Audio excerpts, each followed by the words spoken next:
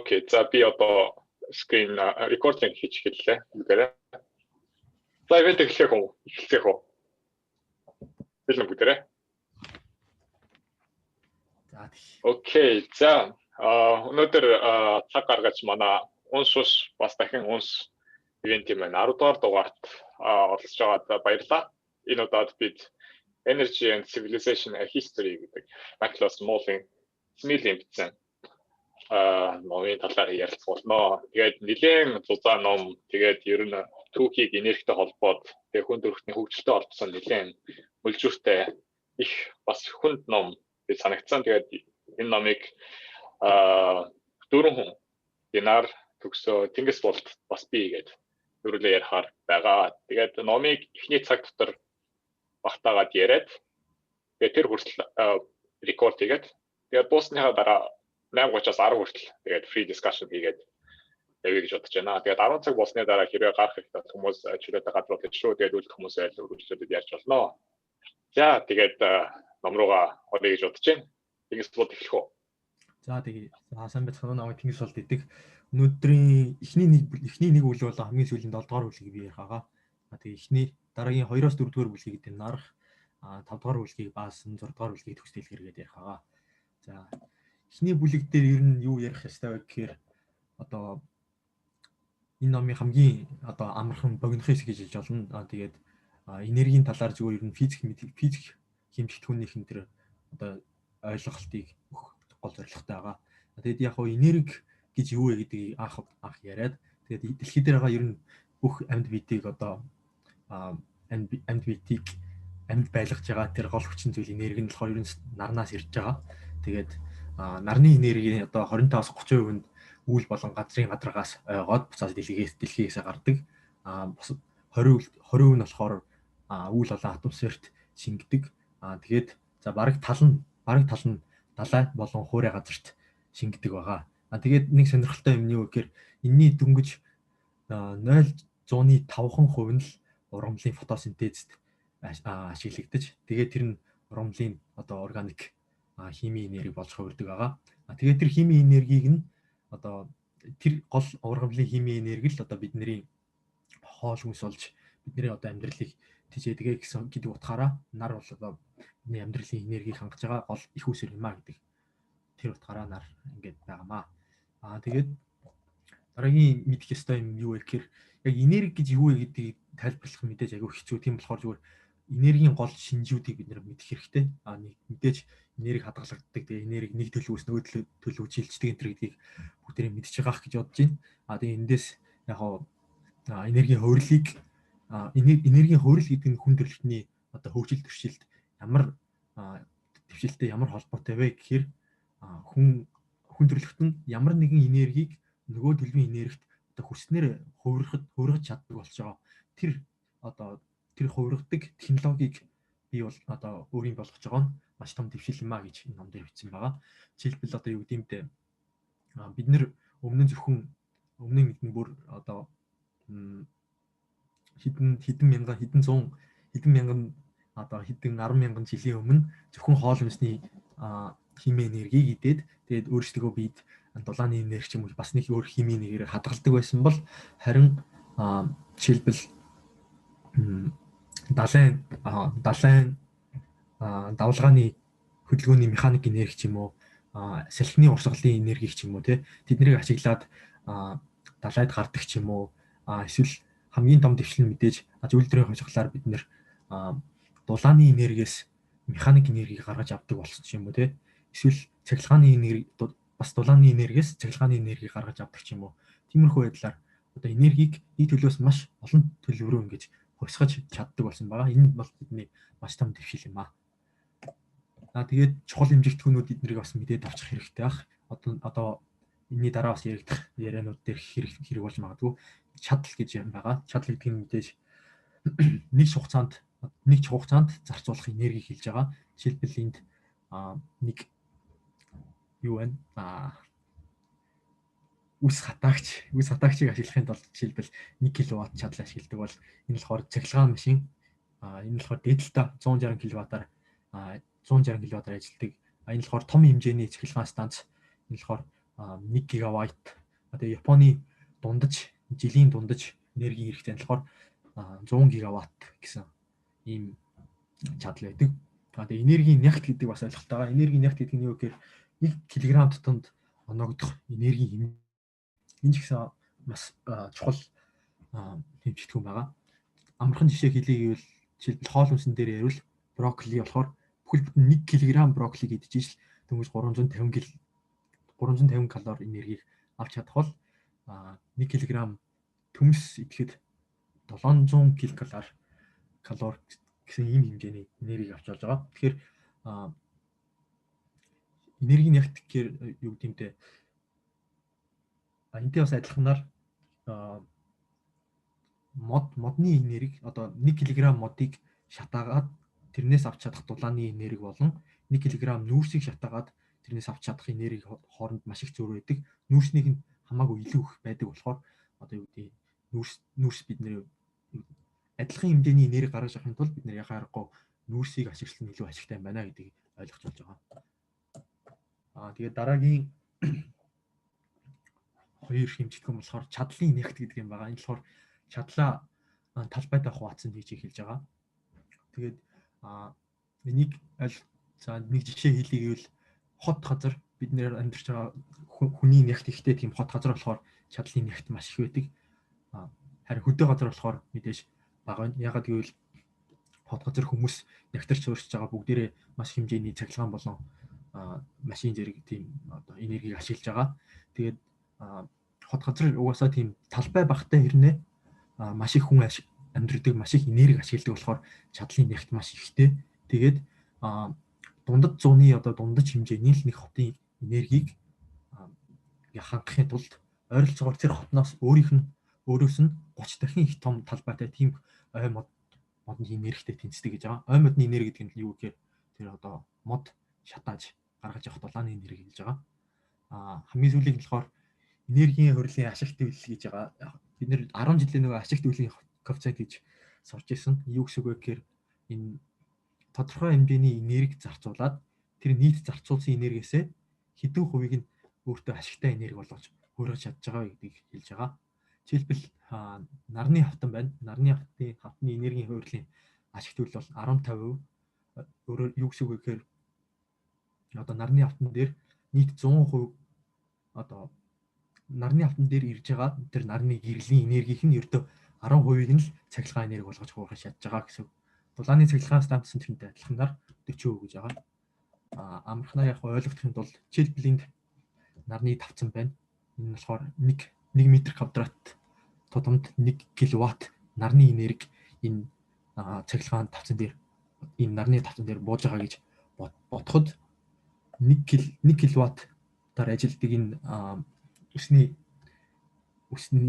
юу гэдэг вэ нэг чаа ус хатаагчийг 1 м квадрат нарны хавтангаар ажиллуулж чадах уу гэвэл яг үнэндээ бол тийм биш. Ягаад гэвэл нарны хавтан маань энэ 1 кВт гэдэг энергийн ердөө 15%-ийг нь цахилгаан энерги болгож чадж байгаа. Тийм болохоор энэ ус хатаагчийг ажиллуулахын тулд бидэнд ойролцоогоор за бараг л 7 м квадрат ийм нарны хавтан хэрэг болно гэсэн. Тэгээд ерөнхий физик хэмжигдэхүүнүүдийн гол санаануудаа ингэж хэлжлээ. Нэгдүгээр тэгээд нар гэдэг нарнаас бүхтэлхийн энерги их усэр болж байгаа гэдэг санаагаа хэлсэн. Нэгдүгээр бүлэг ингэж дуусчихна.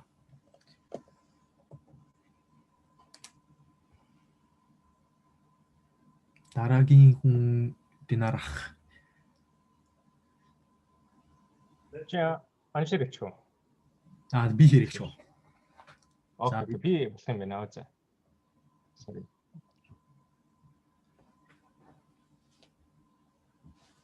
За тэнгис бол гоё тайлбарлаж өгсөнд баярлалаа. Миний яриа зүгээр сонсогдож байна уу? Зүгээр сонсогдож байна. Тэгээ хоёрдугаар хэсэг рүү оръё. Хоёрдугаар хэсэг нь болохоор ерөнхийдөө хүн төрөлхтөн анх яаж үүсээд тэгээд тэр үед хүмүүс хэрхэн энерги зарцуулж байсан, хэрхэн энергийг хөргөж байсан талаар мардаг.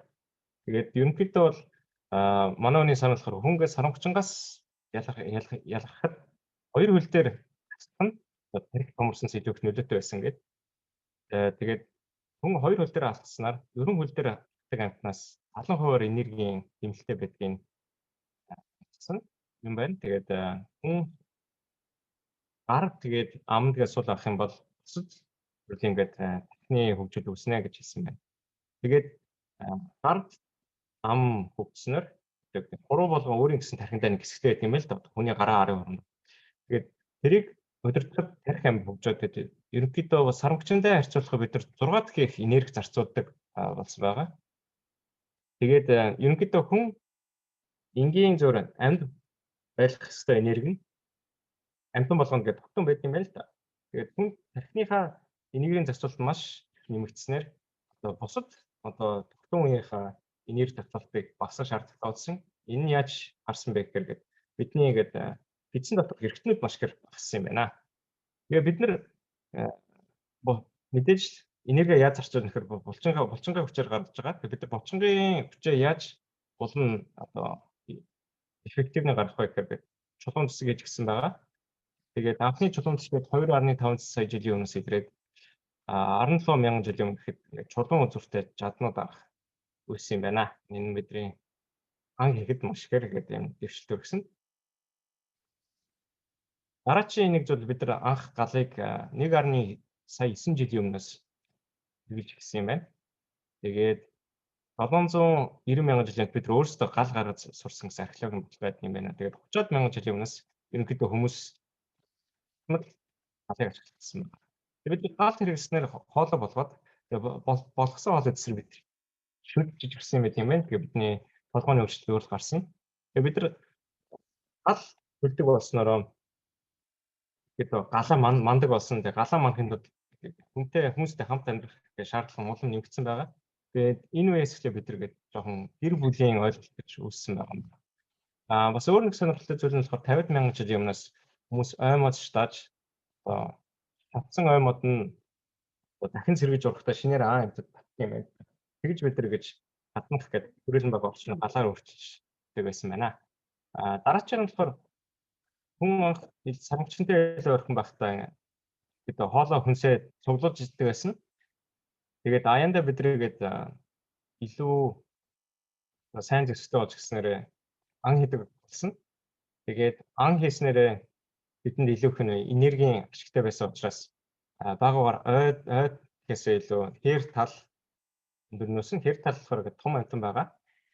Тэгээд том амьтад болохоор одоо нэг удаа ан артуусан энергиэсээ том амьтад илүү ихээр гээд энерги хожих учраас маш энергийн төрөл сайтай гэсэн байна.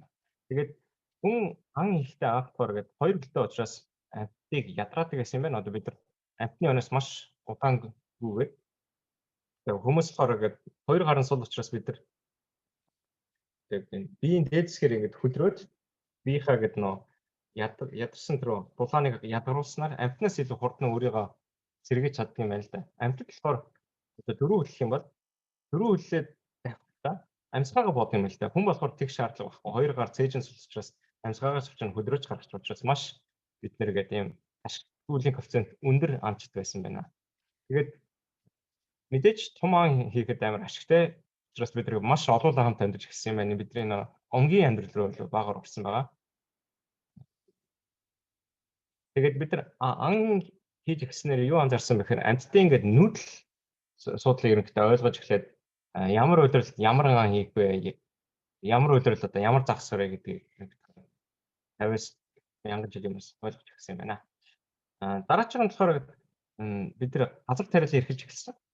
Газар тариал нь яг яаж үүссэн бэ гэсэн шууд хариу байдаг юм билээ. Тэгээд хоорондоо үл хамаарсан 7 цагт газар тариал үүссэн байдаг юм байна. Үндсэн тайлбар нь болохоор гээд мөслийн үеийн дараа гээд ногоо тарихад арай амар болсон учраас үүссэн болов гэсэн байгаа. Анхны үр тариаг 11,500 жилийн өмнөөс тарьж ирсэн гэсэн археологи одор байдаг ба тэгээд анхны амьтдыг бид нар 10,500 жилийн өмнөөс гэрийн мал болгосон байна. Анхандаа бид нар гээд үр тариа тарьж байхдаа бас ан хийгээл амьдардаг байсан байгаа. Тэгээд илүү энергигээ тогтмол байх гэж бид нар ангийн андаа нэмэр болох гэж тариалан ирсэн байна. Тэгээд нэмээд тариалан нэрлэхэд гээд жоохон боломжгүй нөхцөлд бид нар мал хариулж гисэн. анхны малчид үүссэн байгаа. Тэгээд малчдын их сонирхолтой нь бид нар омгийн амьдралтай байсан үеийнхтэйгээ адилхан хүн амын нягтлаар амьдардаг юм байна. Одоо өөрөөр хэлбэл одоо Монголын малчид одоо эртний одоо омгоор амьдарч ирсэн хүмүүстэйгээр ойролцоо авахаар өсөж амьдардаг юм байна.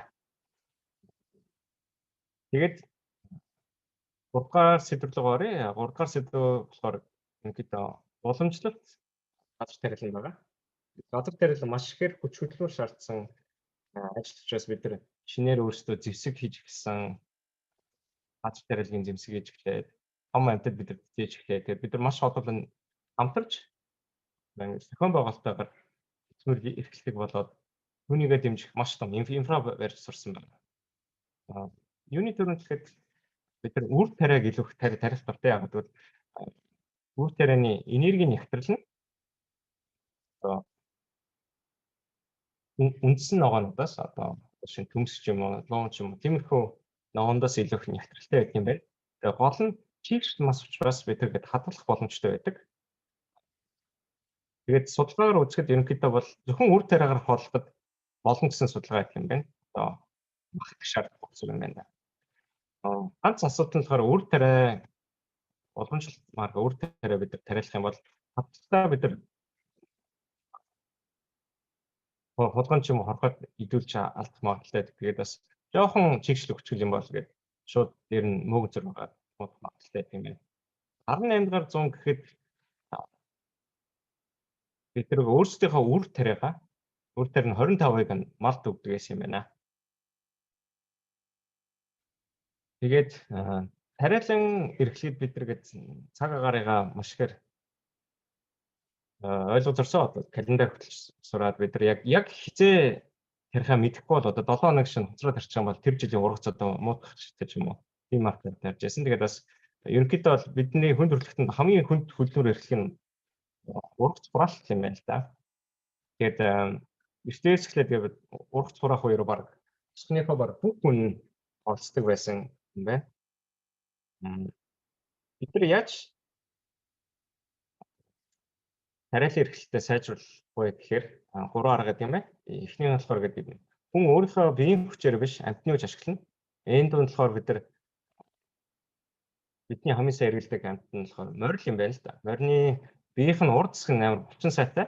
Тэгээд тэр нь болохоор хойноос одоо ингээд анжис чирээ авахд маш сайн учраас ерөнхийдөө бол морь дэлхийд ерөнхийдөө хамгийн ашиглуулын төвчөнд учраас маш хэрэглэдэг юм байна. Дараагийн арга нь болохоор устдуулалтын систем болон бордоожлтойгоо 1 кг үр тариа тариулахад одоо 1000 кг ус хэрэгтэй гэдэг юм байна. Тэгээд мөрөөс 1000 кг ус хэрэгтэй маш их ус шаардлагатай байдаг. Тэгээд байгаль зүйр орчинд боронд найдснаас өдөр өөрсдөө устдуулах систем хийж гисэн. Дараагийн нь болохоор хөрсөн дэх азотын хэмжээ. Ерөнхийдөө ногоо ургахад чөлөөрөгч бар нүүрсээр шаардлагатай болж бид нар найтрат буюу азот маш их шаардлагатай юм. Нэг ногоо бид нар нэг доорол тариад авах юм бол хөрсөн дэх азотны хэмжээ маш их багадаг учраас бид нар янз янзын өөр төрлийн ногоо жилдээ ингэж дараалж сарахгүй бол тэр хөрсний гэмтэл учраас тэр үржил шингүүдэл юм байна.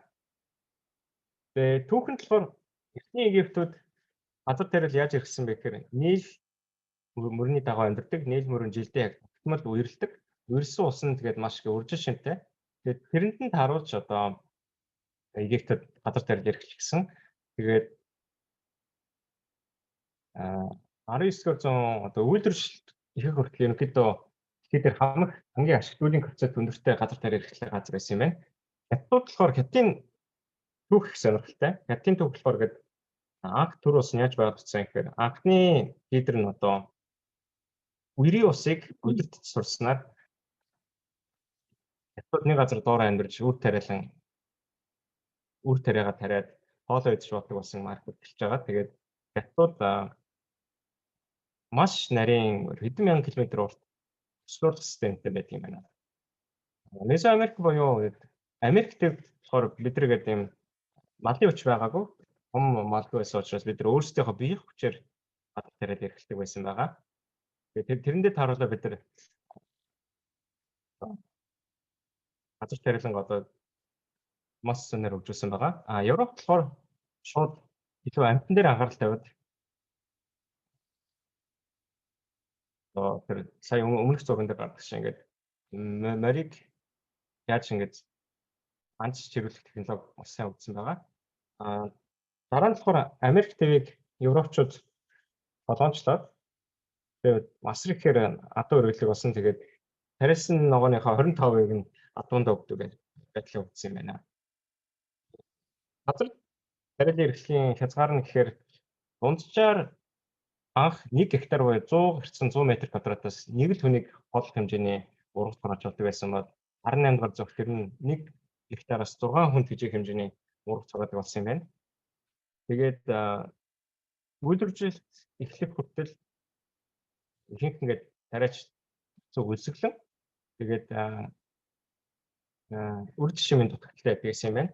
Тэгээд та нар ч түүхэнд мэдэх энэ чинь 400 хүртэл маш ихээр энэ тэнд үзэгдэн болж хүмүүс олон саяараа өгдөг байсан үзэгдэл байсан юм байна. Энэ яасан бэхээр зүгээр энгийнээр тайлбарлах юм бол зүгээр засварал гэж тайлбарласан байлаа.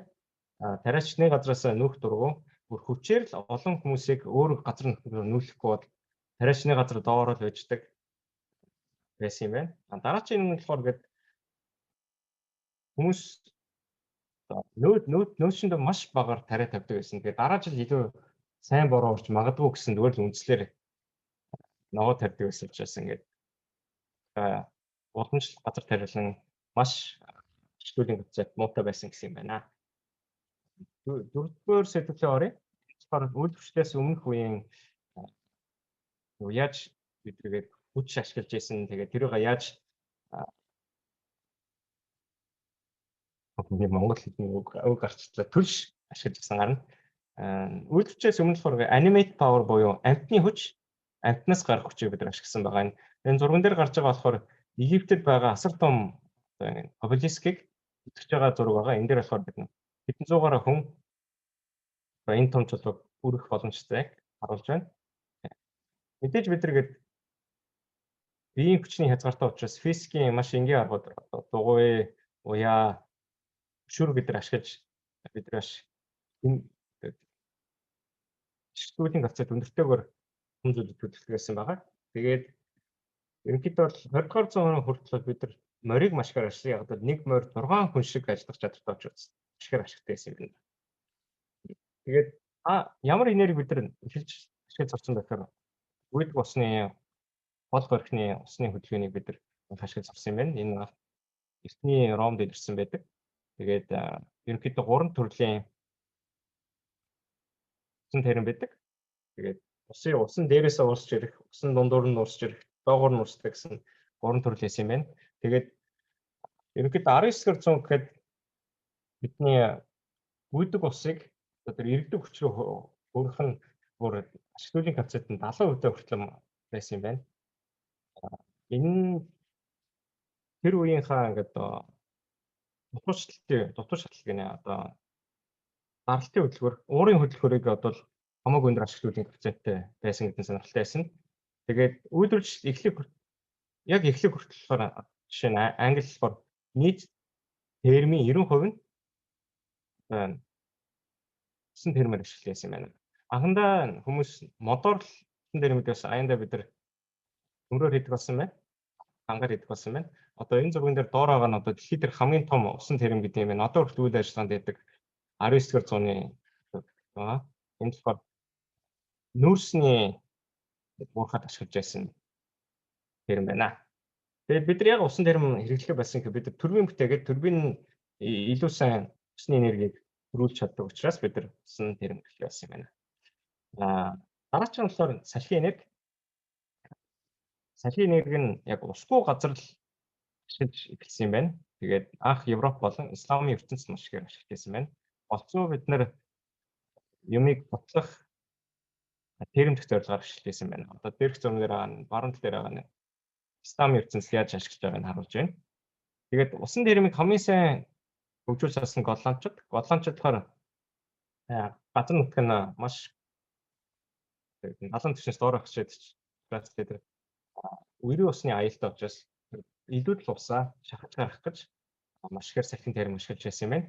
Тэгээд ийм салхин термийг 19-р зуунд хүртэл ашиглаж ирсэн юм байна. Дараагийн нь болохоор бид нэр био түлш гэж хэлж байна. Одоо био түлш хэрэг ашигладаг гэсэн. Үйлчлэлийн хүртэл бид нар мэдээж мод төрж хоолоо идэг байсан. Тэгээд хоолоо ихээс гадна бид нар төмөр хайдаг гэсэн юм байна. Бид нар модны нүрсийг Монголд би нэг мэдгүй байна. Тэгэхээр модны нүрсийг дээр хэрэглэдэгээс энэ болохоор чулуун нүрснээс өмнө хэрэглэдэгээс тэгээд модны нүрсийг хийхэд бид нар модчтаа хэрэглэх биш жоохон чөлөөний хавцаад юм уу? Тэгээ нөө арга цэвэр нүрсний ингээд молекул байгаа учраас маш цэвэрхэн шатдаг. Маш цэвэрхэн шатдаг учраас гэр дотор шатааж гэрээ дулаацуулах юм уу эсвэл маш цэвэрхэн шатдаг учраас төмөр ашигладаг гэсэн юм байна. Тэгээд чулуун нүрс болон байгалийн газыг анх эртний ятаас ашиглаж эхэлдэг байсан юм байна. Тэгээ өөр нэг түлшний хэмжээ болохоор бид ингээд ургацын хэрэггүй хэсэг болон ингээд амтны гал бас сэгшлаад хэрэглэдэг юм байна. Тэгээд доороо нь зургнээс харах юм бол эхний болохоор модноос нүрс гаргаж ирж байгаа. Тэгээд маш ихээр одоо ургацын илүүдэл хогийг шатаах. Тэгээд энтэг толгой жишээ насар ихээр үнэтэй учраас тэрнийхээ аргыг хагаад шатааж ашиглах юм байна. Тэгээд дараагийн нь болохоор хоол бэлтгэх. Хоол бэлтгэхдээ бидэргээд мэдээж үр тарианаас бид нар хамгийн их энерги гаргаж авахын тулд тэрийг хэрэмдэхстэй. Тэгээд хэрэмдэх ажлыг ингээд нүдээ дарсан илжгээр маш их хэлдэг юм байна. Одоо нэг илжиг өдөрт 10 цаг ажиллаад 2500-аас 3000 үнийг хооллох хэмжээний үр тариг хэрэмдэх чадвартай гэдэг юм байна. Энэ үед бид нар гадгаа ил гал дээр хоолоо хийх юм уу? Одоо маш тийм шүтүүлийн гацад муутай 100 ашигладаг байсан. Одоо тэр шатаалтынхаа бага хэмжээг л яг үнэхээр хоолнд ашиглаж чаддаг гэсэн юм байна. Тэр бас бид нар гэрлийг галаас авч явдаг болно. Тэгээ гал нь болохоор маш утаа гаргаж учраас угаарын хий үсэх магадaltaй учраас маш аюултай. Тэрний оронд бид нар лаа ашиглаж гисэн. Лаа болохоор бараг шатж байгаа энергийнхаа 100-ны 1% гэрлийн энерги болгож хөргөж чаддаг. Шүтүүлийн гацад муу юм байлаа. Тэгээд дараагийн бид нар яаж хүч ашиглах вэ гэхээр гээд газар дээр яаж хөдлөх вэ? Тэгээд их сонирхолтой нь морь унахыг 4000 жилийн өмнө авсан гэж үздэг юм байна. Тэгээд хамгийн дээд нь бид нар нэг өдөрт морь сунчтай хүн өдөр 100 км аялах чадвартай байдаг. Дараагийн хүчин шалгалт болохоор бид нар гээд маш олон нийлж одоо том зүйлийг хөдөлгөх байна. Одоо энэ зурган дээр байгаа хоёр дахь зургийг харуул.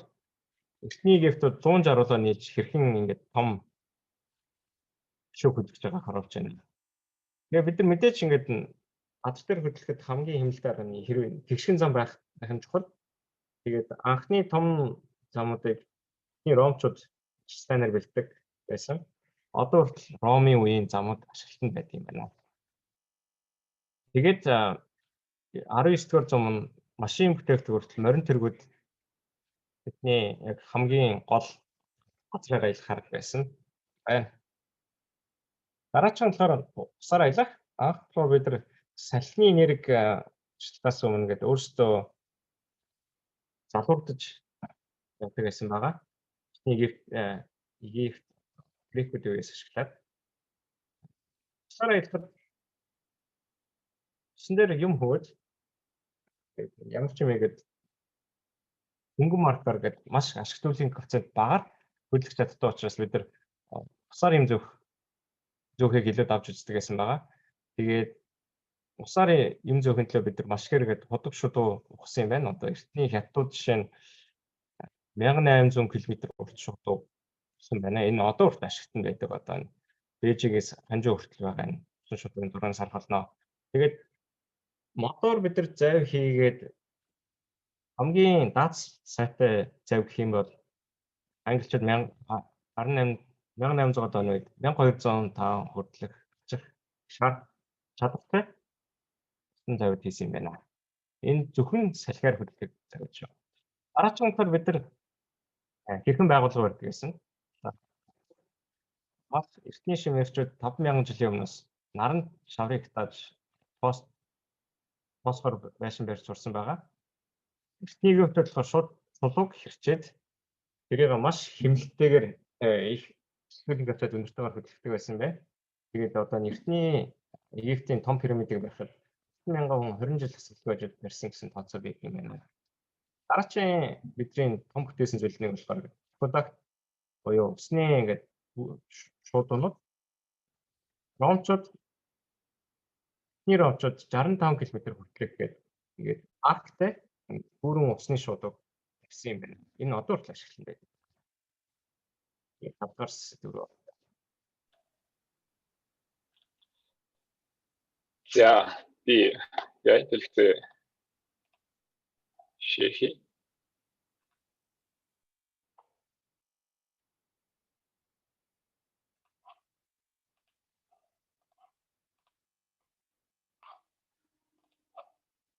Окей, за миний хэлэл харагдаж байна уу? Аха. Окей. За сая тэгээд түлшний талаар ярьлаа. Энэ 5 дугаар бүлэгт бас яг нөөцжүүлсэн түлш тэгээд цахилгаан тэгээд сэргээх эрчим хүчний талаар уучлаарай ярьдаг байгаа. Тэгээд Тэнгис болт маань ярьсан шиг нар бол хамгийн энергийн их хөлсөөр болж таарсан. Нарнаас дулаан ялгараад дулаан ялгахлаар яах вэ гэхээр одоо дулаан энерги хүүтэн энерги ингээд шилжлэх хөдөлгөөн гарна. Тэгээд ус халаад тэгээд хүүт ус хөдлөхлөөр ингээд усны энерги гарна. Тэгээд ус байна гэдэг чинь ургамал бий болно. Ургамал тэгээд өгөхлөөрэ тэр нь тэгээд газар биомас болоод иртнэ гэсэн үг тийм. Тэгээд мод ургана. Тэгээд модноос дараа нь болохоор модны нүүрс гаргаж авсан байгаа. Тэгээд биомас-ын дараа нь хэдэн мянган жил газарт байснараа тэр нь нүүрс болж хувирна. Тэгээд ургамлуудыг амьсгал идээд тэгээд жижигхэн планктонууд нь бас хэдэн мянган жил газар доор өндөр даралтан доор байснараа тэр нь болохоор crude oil болон тэгээд газ болон хөрж байгаа гэсэн юм байна.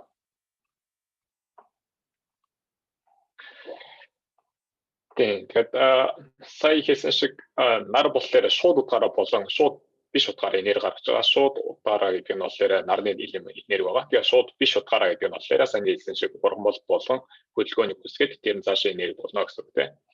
Тэгээд нөөцний хувьд гэхлээр биомассын 13% нь нөөц болт юм байна. Коэффициент маш бага. Тэгээд газрын тос болон газрын хийний хувьд болохоор 0.1% нь л газрын тос болон газрын хий болж хуурд юм байна. Тэгээд энэ мэдээж маш олон мянган жил газар доор өндөр даралтанд байх шаардлагатай болохоор энэ болохоор limited resource бол байна гэсэн үг. Тэгээд энергийн effectiveness гэдэг утгаараа хэлбэл нүүрс болохоор 1 кг-аас 8-аас 33 милижоул гаргадаг юм байна. Тэгээд тэгээд crude oil нь 43. Тэгээд газ нь болохоор 35. Эндээс харахад бол тэр crude oil нь хамгийн их effectivenessтэй байж тарж байгаа. 1 кг-аас хамгийн их энерги гаргаж болно гэсэн зүйлтэй байгаа юм байна. Тэгээд хүн төрөлхтөн ямар аргаар энергийг зөв ашиглаж яаж хөгжиж ирсэн бэ гэхээр хоёр зам байт юм байна. Энэ юу вэ гэвэл нэг нь бол тэр энерги өөрчилж чадсан, илүү сайжруулж чадсан. Нөгөөх нь бол цахилгаан гаргаж чадсан гэдэг хоёр утгаараа хөгжиж ирсэн юм байна. Энэ бол тэр газрын тосны боловсруулах үйлдвэр. Газрын тосноос одоо бензин ч юм уу, дизель ч юм уу бус өөр төрлийн түлш гаргаад тэрнээс бас хим бүтээгдэхүүн гаргаад тэрийг түлш болгож ашиглаж байгаа. Нөгөөх нь бол тэр цахилгаан гэж энэ хоёр нь их чухал юу юм бэ? Ресурс болж хуурсан юм байна. Тэгэхээр нөөцний хувьд гэх юм бол хамгийн эхлээд Англид нөөцийг олборлж олон хүмүүс хэрэглэж эхэлсэн байна. Энэ бол 1540-од оноос олборлож эхэлсэн байна. Дараа нь Франц улс нь 17 дугаар зуунаас, тэгээд Америк, Канадын хувьд болохоор 19 дугаар зуунаас. Тэгээд Японы хувьд тэгэхээр Мэйжигийн үеэс хэрэглэж эхэлсэн байна. Тэгтсийн хувьд бүр өмнө хэрэглэдэг байсан ч гэсэн тэр нэг хэсэг зогсоод тэгээд яг олон нийтэд хэрэглэж эхэлсэн 20 дугаар зуунаас гэж хэрэгждэг юм байна. Тэгээд модоос нүүрс гаргадаг байсан ч тэр нь энергийн коэффициент маш бага байсан. Тэрнээс гарал энерги бага байсан. Гэхдээ модноос яг нүүрс болж хуурхлаар юу н том өөрчлөлт байсан бэ гэхээр төмрийн олборлолт их гэсэн юм байна. Тэгээд төмрийн олборлолт тэгээд бас ингээд өндөр дулааныг ялгаруулж чадсан бол дээр шилийг бас их боломжтой болсон юм байна. Тэгээд төмөр ихээр хийж болсон байгаа. Тэгээд дараа нь тайлбарлах уурын машин гарснараа уурын машин нь усыг помп хийгээд дэшээ яах хэмтэй нөгөө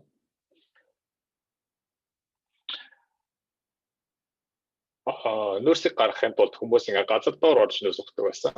Тэгээд газар доор хоход доор нь ус гараад ирэх болохоор гүнзгий ухаж чаддаггүй байсан юм байна л да.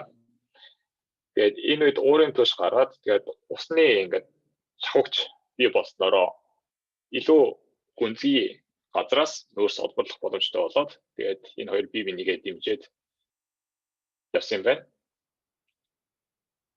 Тэгээд сая хэлсэнчлэн нүүрснээс илүү их энерги гарах боломжтой болохоор төмрийн үйлдвэрлэлт маш ихсэн. Тэгээд төмөр үйлдвэрлэлт дээр 100 ч гэсэн томроод явсан юм байна.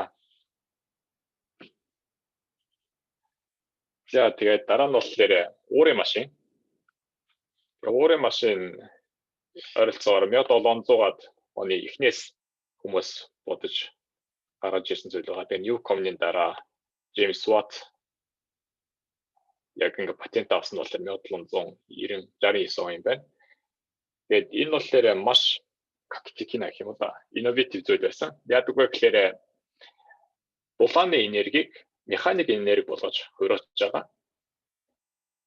Тэгээд энэ ингээ бүлүүрийн хүч нэгээд механик энерги шүү дээ. Тийм болохоор дулааны даралт энергийг гэж хуурч чадсанараа ингээд хүний хийх ажлыг маш олон хүний ажлыг нэг юм тийм механик хөдөлгөөрөөр хийх боломжтой болсон юм байна.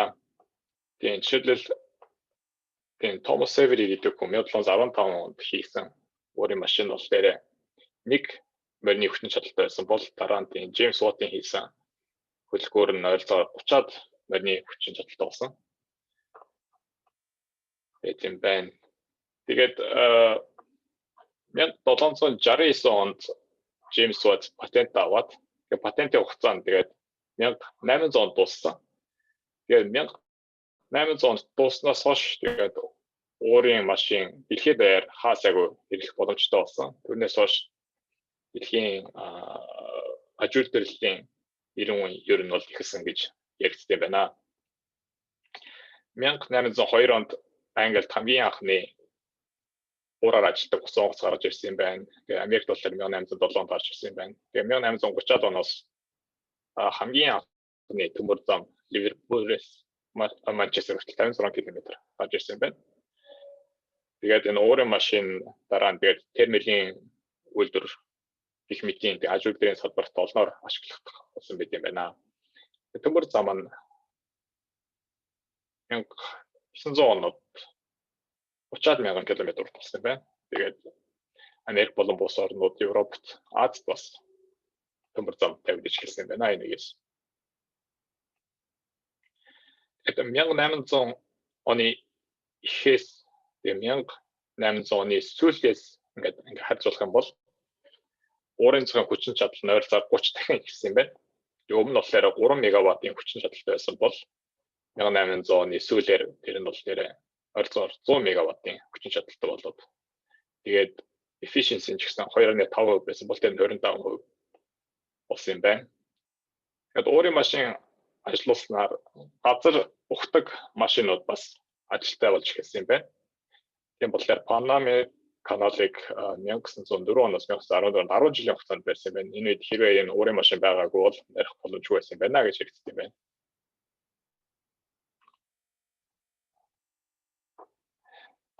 Тийм уурын машинтай холбоотой дараа нь болохоор түшээр ажилладаг engine машин бий болсон. Тэгээ хамгийн эхлээд Николас Отто гэдэг 1877 онд энэ санааг гаргаад энэ дээр ажиллаж эхлээд дараа нь үүнийг энэ Gottlieb Daimler хүн тэгээд Carl Friedrich Benz тэгээд Wilhelm Maybach гэдэг хүмүүс нэгтгэхэд компонентууд нэгтгэхэд хамгийн анхны тийм машиныг гаргасан байна. Тэгээд энэ бол зураг нь бол дээрээ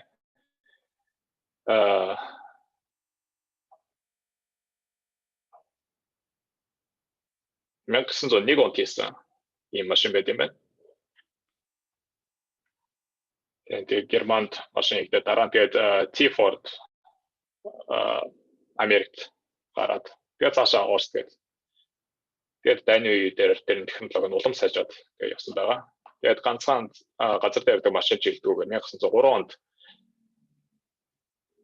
хүмүүс агаарт нисч эхэлсэн. Энэ хамгийн гол нис боломжтой болсон юу байсан бэ гэх юм бол энэ хөдөлгөөр байсан байна. Энжинийх нь хүчин чадал нь маш сайжраад тэгсэн мөртлөө жин нь болохоор хөнгөн болсон юм байна.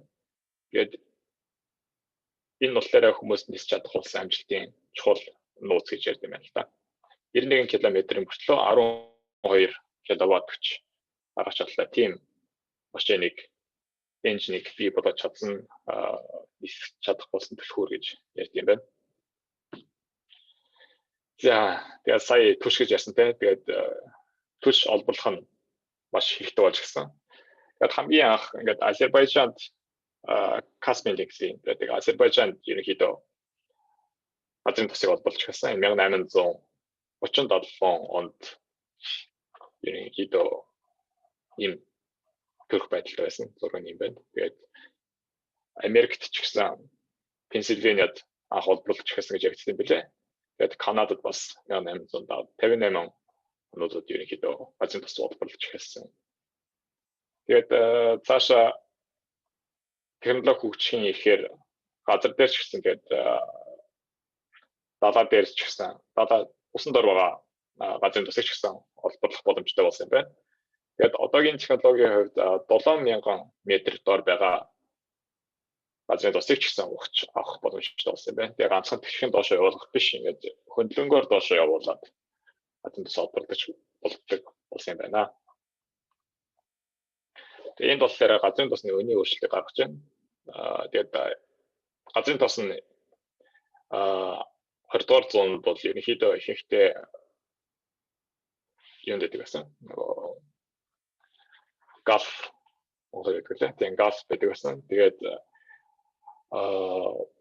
Египт, Иракийн дайн ч юм уу те. Арабын улсууд болон Израилийн дайнуудаас болж жишээлбэл 1973 онд Ираны хувьсгалын 1979-с 80-ад онд газрын тосны өн ихсэн. Тэгээд ямар нэгэн байдлаар дайн болох үед ч юм уу те террорист хаалга болох үедэд ер нь газрын тос өсөж байгаа ийм төр зураг байгаа. Тэгээд газрын тос ихсэхлээр угаасаа хүмүүсийн машин унах нь багасч эхэлнэ. Ийм болохоор хүмүүс жишээлбэл 1973 онд газрын тосны үн ихсэхлээр зүгээр машин унах биш, илүү жишээлбэл одоо Япон машинуудын хөнгөн бүртлөө 1 литр бензинээр урч явдаг тийм машинууд илүү маркет димэтта болсон. Тэгээд тийм утгаараа ч гэсэн тэр үеэс эхлээд Японы автомашинууд шиг Toyota Honda-гийн машинууд ер нь ихээр сайн маркет болсон гэдэг тийм.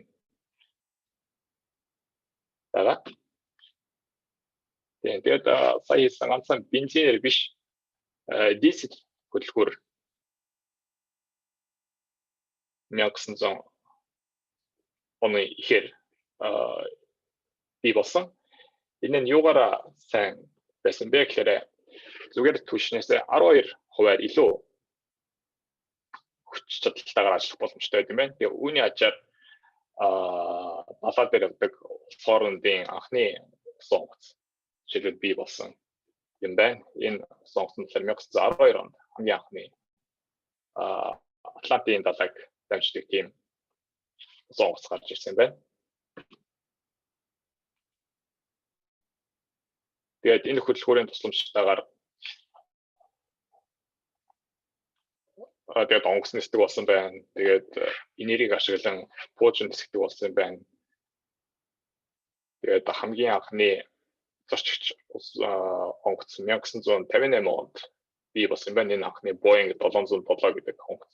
Энийг сонирхолтой юм нь болохоор хамгийн анхны хүн зорчдог онгоц бий болохоос өмнө Орос улс 1957 онд шүү дээ. Совет Спутник гэдэг химээр дагуулж нисэж байсан байна. Тэгээд бооны хурцтай тэнцүү эсвэл түүнээс илүү хурдан явдаг онгоцыг 1969 онд анх зохион бүтээж байсан байна.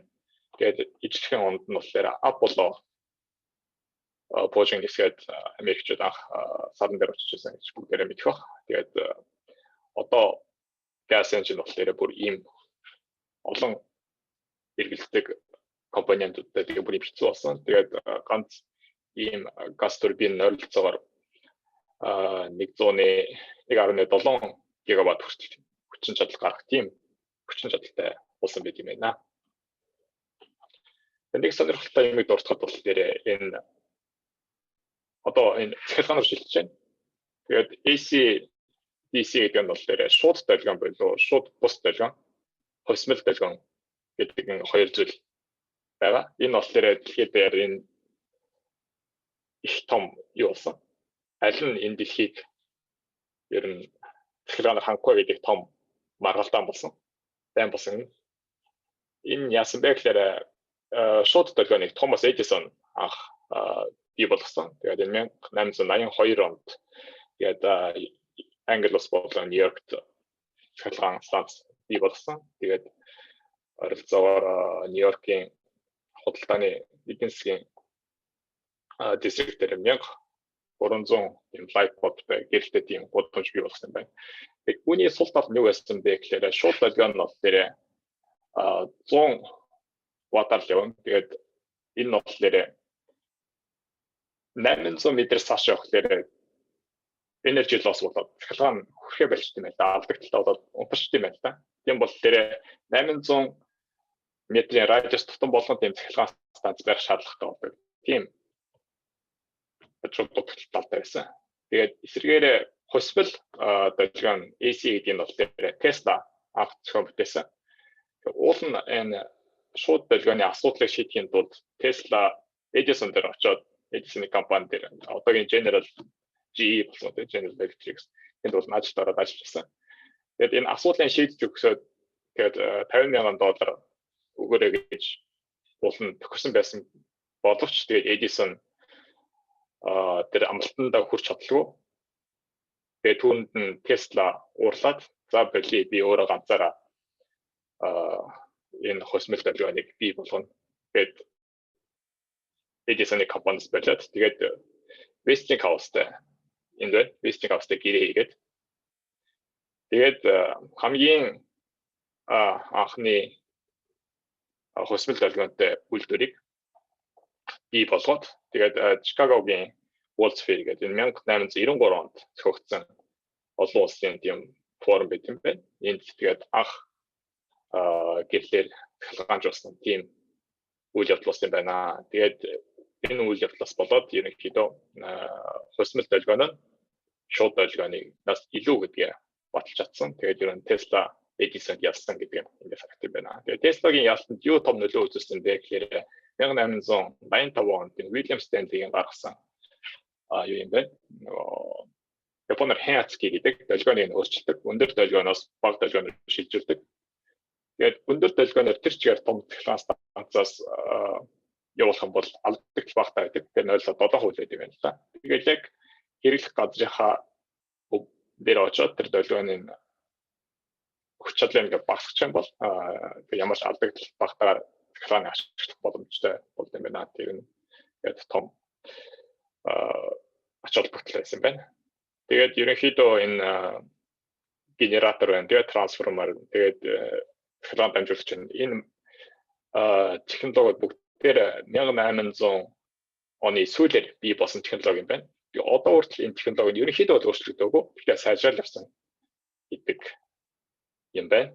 Тэгээд өмнө нь бол жишээлбэл турбин нь болохоор 1 минутанд 100 удаа иргэдэг байсан бол одоо тэр бүр 3600 удаа иргэдэг болсон юм байна. Тэгээд өндөр даралтаар маш халуун дулааныг ялгаруулж чаддаг болсон. Тийм технологи сайжирч ирсэн байна. Тэгээд өмнө ясан шиг тэгээд push-ийг эсвэл diesel-ийг ашиглаад технологи гаргадаг байсан бол сая ясан шиг байн болоод ч юм уу тэрээс хадлага болоод ч юм уу их тусам үн нэгсэн байгаа. Тийм болохоор ерөнхийдөө байгаль илүү ээлтэй гэсэн мөртлөө sustainable энергийг ашиглаж эхлэе гэдэг хандлага дэлхийд бий болсон. Тэгээд усны энергийг болохоор хамгийн анх Niagara Falls дээр энэ бол Tesla-гийн зохион бүтээсэн үйлдвэр юм байна. Энэ 1895 онд ашиглагдаад тэгээд дараа нь 1936 онд Hoover Dam их мэдээ үйлдвэр станцууд баригдсан байна. Тэгээд одоо дэлхийн 16% нь уснаас гардаг юм байна. Тэгээд Бразил болон Канада улсууд нь усны энергийг ашигладаг юм байна. Тэгээд Египт болон Интег гэдэг улсууд бас их ашигладаг юм байна. Тэгээд салхи болохоор одоо дэлхийн энергийн нийт 2% бий болгох юм байна. Тэгээд одоо болохоор Европ болон Англи болон Тайван далайд ойрхон байдаг газар дээр далай дээр шууд цахилгаан турбинууд тавьдаг болсон. Одоогийн хамгийн том турбин болохоор 8 мегаваттын хүч чадалтай байна. Тэгээд сүүлд нь нар байна л да. Нар уулын энэ технологи нь хамгийн анх 1839 онд Эдмонд Беккерел гэдэг хүн анх зохион олсон юм байна.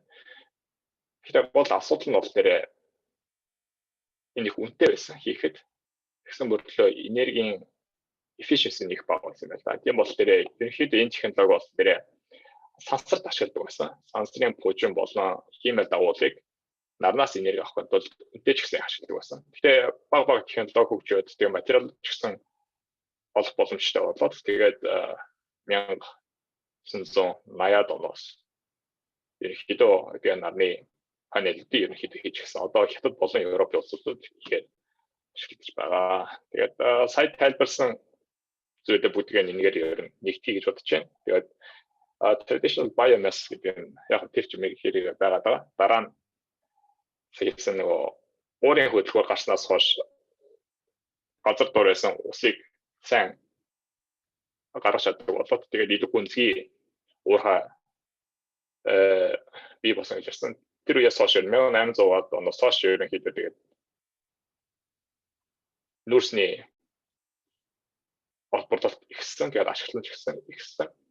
Тэгээд дараа нь газ engine гарч ирсний дараа газрын тосны борлуулалт хэрэгэлцээ ихсэн.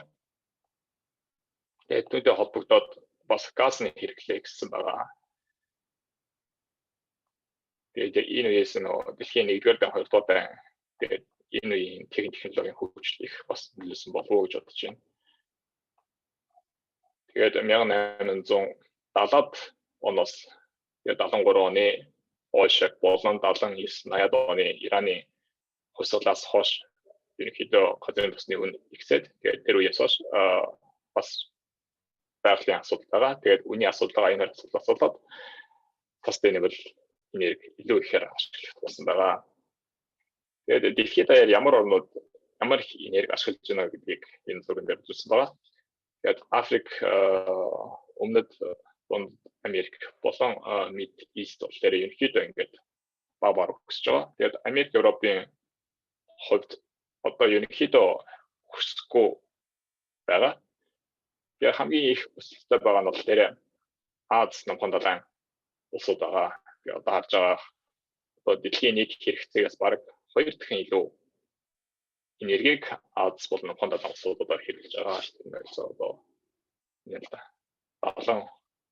72,000 тераватт цаг хэрэглэж байгаа тийм байна. За тэгээд одоо ирээдүйд яах юм бэ гэж үзэхлээр мэдээж юу байгаа renewable energy, нар салхи, ус энэ мэдээж одоо өгсөн. Эсвэргээр нүүрсний хэрэглээ багасна. Нүүрс нь яагаад багасж байна гэхээр 1 кг нүүрсээс гаргаж авах энерги нь бага. Тэгсэн мөртлөө байгаль илүү хор уршилтай гэдэг шалтгаанаар багасж байгаа. Тэгээд байгалийн хийн болохоор тэр чигээр өгсөн. Тэгээд байгалийн хийн зөөхөд их зөө боловч 1930-аад оны технологи нь болохоор хасах 161 градус хөрөхлөөр хийн болохоор шингэн болд юм байна л да. Тэгээд шингэн боллоод дэрийг усан онгоцоор жишээл одоо хамгийн их одоо импорт одоо Япон орн байна, тэгээд Солонгос орн байна. Тайван ч юм уу тиймэрхүү орн одоо хөргсөн газыг шингэн хэлбэрээр нь авчираад тэгээд шингэн газаа Японд, Солонгос, Тайван бас хятад тэрийг буцаад газ болоод тэгээд бидний одоо хийж байгаа газ ч гэсэн тийм байт юм байна. Тэгээд газрын тосны хувьд гэвэл ерөнхийдөө бага нэмэгдэн. Гэхдээ 2040 он пик хөрхөө болов уу гэсэн тийм estimation дээр байт юм байна. За.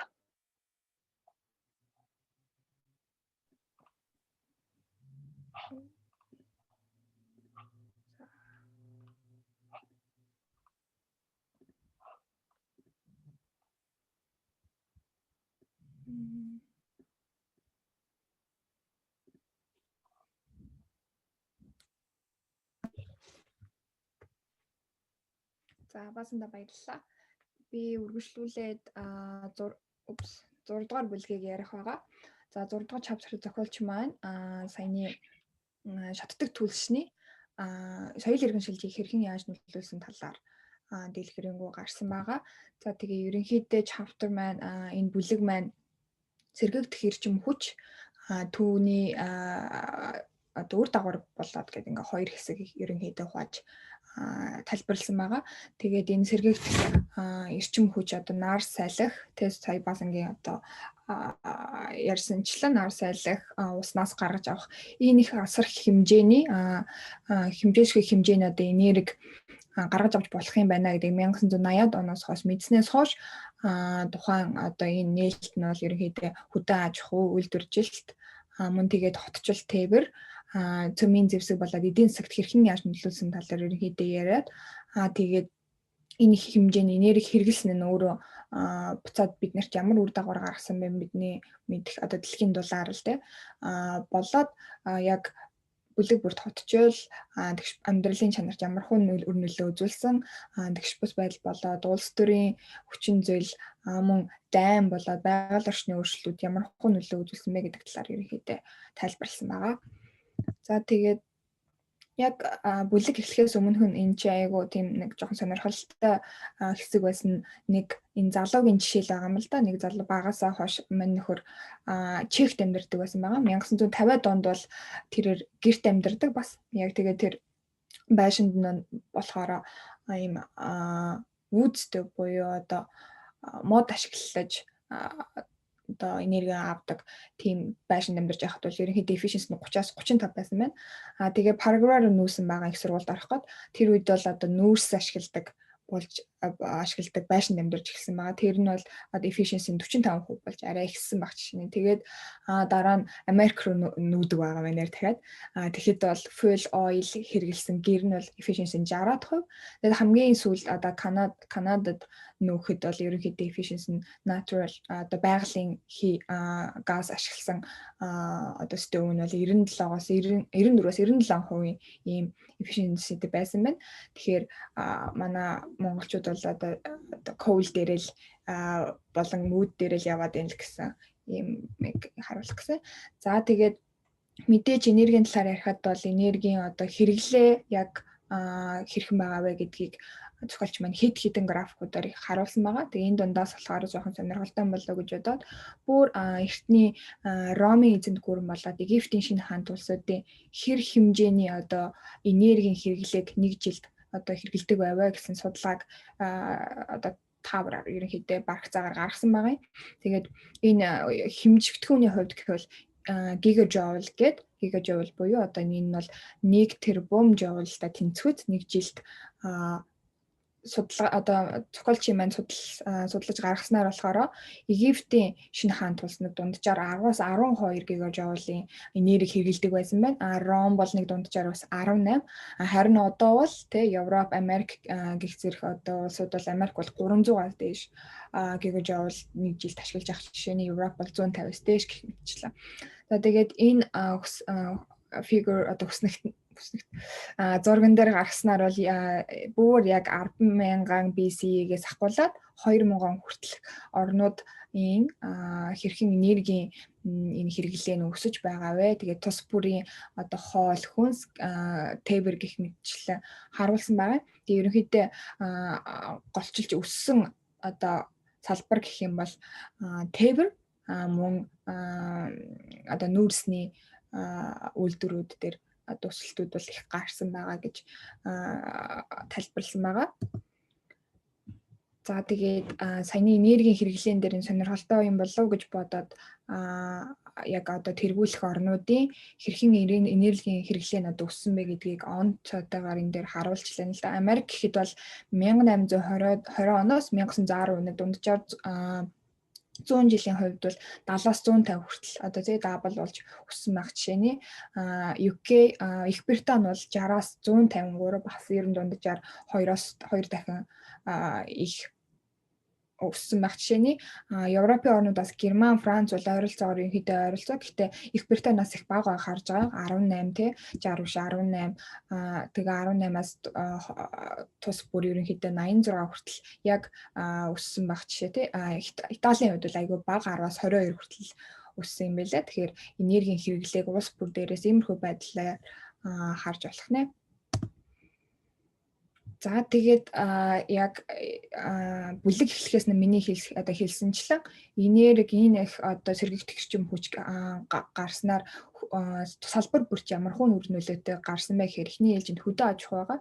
За тэгээд хөдөө аж ахуйн хувьд гэх юм бол гол яг зүйл бол synthetic nitrogen гэдэг одоо бордоо одоо бордог анх хэрэглэж эхэлснээр ерөнхийдөө хөдөө аж ахуйд бол асар одоо өөрчлөлт гарч эхэлсэн байгаа. Яг дэлхийн 2 дугаар дайнаас 1920-од онд одоо оноод эхлэж гарсан хэдий ч яг 1900-аад дэлхийн 2 дугаар дайны дараа Америкийн хараахан бас энэ хэрэглэж амжаагүй байсан гэсэн ийм зүйлийг бас зохиолч манд өөрчилсөн байгаа. Тэр ерөнхийдөө энэ бордоо одоо extract mineral fertilizer буюу энэ бордооны одоо ачаар азотын нэгдлэх зэрэг эдгээрийн ачаар хөдөө аж ахуй асар хөгжсөн байна. За тэгээ үйлдвэрчлэлтийн хувьд бол одоо нэлээд чухал салбар. Энд бол мэдээж үйлдвэрлэлийн хувьсгал 1820-с 40 оны хувьсгал бол яригдах ёстой. Тэгээ зохиолчийн бас нэг хэлсэн сонирхолтой зүйл гэх юм бол ерөнхийдөө баян хүмүүс нийгмийн дээд давхар хайхныг хэрэглээ өсснөөрөө түүний тэдгээрийн одоо тансаг хэрэглээ өсснөөрөө энергийг бас улам ашиглах юм одоо эрч хүч болсон энергийг улам их ашиглах болсон байгаа гэж тайлбарлсан байдаг. Энэ дээр болохоор Эдогийн үед бол Япончууд тийм зургийн номнууд хэрэглэж болсон байна. Тэгээ нөгөө нийгмийн дээд давхар юм байна. Гадуур хоол иддэг болсон байна. Театр үздэг болсон байна. Гэх зэрэг эдгээр хэрэглээнүүд нь бол ерөнхийдөө энэ үйлдвэрчлэлтийн хувьсгалд асар нөлөөлсөн гэж тайлбарласан байсан. Тэгээ Их Британи гэхэд 1851 онд гутал хийдэг дизайнер гутал яг хийдэг хүн нь бол одоо ерөөсөө уурхачтын тоноос бол их байсан гэх зэрэг ийм фактуудыг дурдсан байсан. За тэгээд мэдээж үйлдвэрчлэлт дээр бол хамгийн чухал яригдах зүйл бол одоо машины одоо автоматжуулалт те машин production бол ерөнхийдөө үйлдвэрчлэлтэд бол асар их өөрчлөлтийг авчирсан. Биеийн хүчний ажил ерөнхийдөө ажиллах хүчинд бол одоо үнэхээр өөрчлөлт авчирч ерөнхийдөө машин хэрэглэж олон хүн гэхээсээ илүүтэйгээр машин хэрэглэх юм одоо үйлдвэрчлэлт өөрчлөлт орсон байгаа. Тэгээд хамгийн чухал зүйл нь гэдэг дурдсан нь болохоор одоо цахилгаан гарсан учраас цахилгааны тусламжтайгаар одоо үнэхэрийн үйлдвэрчлэлт бол бүр яг дараагийн түвшинд гарч ирсэн гэж тайлбарласан байгаа. За тэгээ тээврийн хувьд ямархуу өөрчлөлтүүд гарсан бэ гэж зохиолч маань дахиад ярина. За энэ дээр болохоор хамгийн эхлээд railway буюу одоо төмөр зам те. Төмөр зам бол 1820-од оноос ахгуулаад ерөнхийдөө бүр одоо яг өсрөнгөө хөгжсөн орнуудад бол ерөөсөө яг хоорондоо яг өрсөлдөж байгаа юм шиг төмөр зам бол барьж эхэлсэн байгаа. Тэрэнд бол тэргүүлэгчдэр Америк мэдээж Их Британи тэгээ Орос болоод Европын бусад орнууд ингээд 80 хүрэхгүй гаруй жилд бол асар хэмжээ урт одоо төмөр замуудыг барьсан гэж тооцоолсон тийм судалгаанууд байгаа маань. За тэгээд түүний дараагаар бол мэдээж машин. Тэгээ машин гарч ирснээр энэ бол одоо олон улсын худалдаа болж маш чухал юм худалдаа болж эхэлсэн. Тэгээд ерөнхийдөө бусад одоо тий нэгэнт ингээ машин ингээд зохиолчийн бас нэг сонирхолтой юм болохоор машиныг бүр obsession гэж хэлсэн байсан. Ерөөсөө яг бүгд ингээ машинтай болох одоо хүн болгоны машинтай болох гэсэн хүсэл тэр демандд одоо тааруулаад бас машины тэр үйлдвэржилт бол асар ихээр хөгжиж тоон одоо нэмэгдсэн байдаг. Тэгээд энд нэг тооны судалгаа гэх юм бол 2015 онд яг дэлхий дээр байгаа нийт машины тоо гэх юм бол 125 тэрбум машин гэж үздэг юм байна. Тэгээд жилд бол 75 сая машин зарагдаж байтал Ослоор харин 1.3 сая хүн өгч амаа алдсан байдаг бол 50 сая хүн хүндчээр одоо бас эмгэлд орсон байна гэсэн иймэрхүү бас судалгаанууд байсан. Тэгээд мөн одоо машинтай адилхан ачааны тэргүүдийг бас дурдсан байлаа. Тэгээд сүүлд нь тээврийн сүүлд бол мэдээж агаарын зам буюу одоо нисэх онгоц тий. Тэгээ нисэх онгоцны тал дээр гэх юм бол 1918 онд хамгийн анхны нөгөө олон улсын нислэг Лондонгоос Парис орох энэ Airbus одоо airline-аар хамгийн анхны нислэг үлдэж исэн гэж үздэг юм лээ. Тэгээ ерөнхийдөө энэ тээврийн хувьд гэх юм бол нэгэн судалгаагаар л ерөнхийдөө жил бүр 10 сая хүн Атлантикийн далайг гатлах гэж явдаг эс. Ерөнхийдөө 100-ны одоо бол нэг 6-аас 8 цагийн хооронд л агаарын тээвэр ашиглаж явна шүү дээ, тий. Харин 100-ны өмнө бол 6 өдөр дор хож зарцуулах байсан бол одоо орчин үеийн онгоцон тусламжтайгаар 6 цаг болсон гэж бас дурдсан байлаа. Тэгээ ерөнхийдөө түлшний үн багассны улмаас онгоцоор одоо явах онгоцны маань зардалч гэсэндээ бас буурсан гэж дурдсан. За тэгээ мэдээлэл харилцаа холбооны тал дээр бас ямархуу өсөлт дэвшилт гарсан бэ гэд тайлбарлана. Энэ дээр болохоор хамгийн чухал өсөлт бол одоо энэ wireless transmission буюу утасгүй тэ холбоо. Энийг бол James Clerk Maxwell гээд физикч хүн формулагийг гаргаж ирээд түүний ачаар ерөнхийдөө энэ утасгүй одоогийн холбоо бол үүссэн гэж боломжтой болсон гэж үздэг юм байлээ. За тэгээд ерөнхийдөө үүнээс болоод одоо энэ global telecommunication тийм бидний Wi-Fi, гар утас, зурагт гэх зэрэг зүйлүүд маань одоо хөгжих боломжтой болсон байна. За тэгээд эцэст нь одоо энэ хөдөө аж ахуй тээвэр үйлдвэржилт мэдээлэл харилцаа холбооны дараа хамгийн сүүлд нь болоод ерөнхийдөө эдийн засагт энерги гэдэг талаар ярина. Тэгээд номон дээр хит дурддаг. Яагаад эдийн засаг энерги ярьж байгаа бол эдийн засаг ярьж байгаа бол энерги заавал байх ёстой гэж зохиолч яг ингээд хит дурдсан байдаг. Одоо эдийн засаг гэж байгаа бол нэг төрлийн энергиэс нөгөө төрлийн энерги рүү шилжих үйл явцаа гэж бас тайлбарласан байлаа. Тэгээд ерөнхийдөө энэ хоёр ойлголт бол салсгүй одоо холбоотой гэдгийг бас санах хэрэгтэй. Тэгээд energy intensity гэдэг нэг хэмжигдэхүүн нь болохоор GDP дах одоо энергийн тоог хэлдэг. Тэгээд энэ нь болохоор ерөнхийдөө одоо өндөр хөгжилтэй орнуудад бол өндөр цалинтай, өндөр энерги зарцуулдаг орнууд бол ерөнхийдөө багассан тийм energy intensity байдаг юм билээ. За тэгээд нэгэн тийм асар хэмжээний энерги хэрэглэдэг болсноос хойш бол одоо ямар хөө үр нөлөө гарсан бэ гэдгийг хотчлол дээр хамгийн эхлээд тайлбарлахад бол хотчлолд одоо тий хөдөө орон нутгаас хот руу нөх хүмүүсийн тоо асар ихээр нэмэгдсэн. 50-аас дээш хувь нь бол одоо дэлхийн хүн амын 50-аас дээш хувь нь хотод амьдарч байгаа.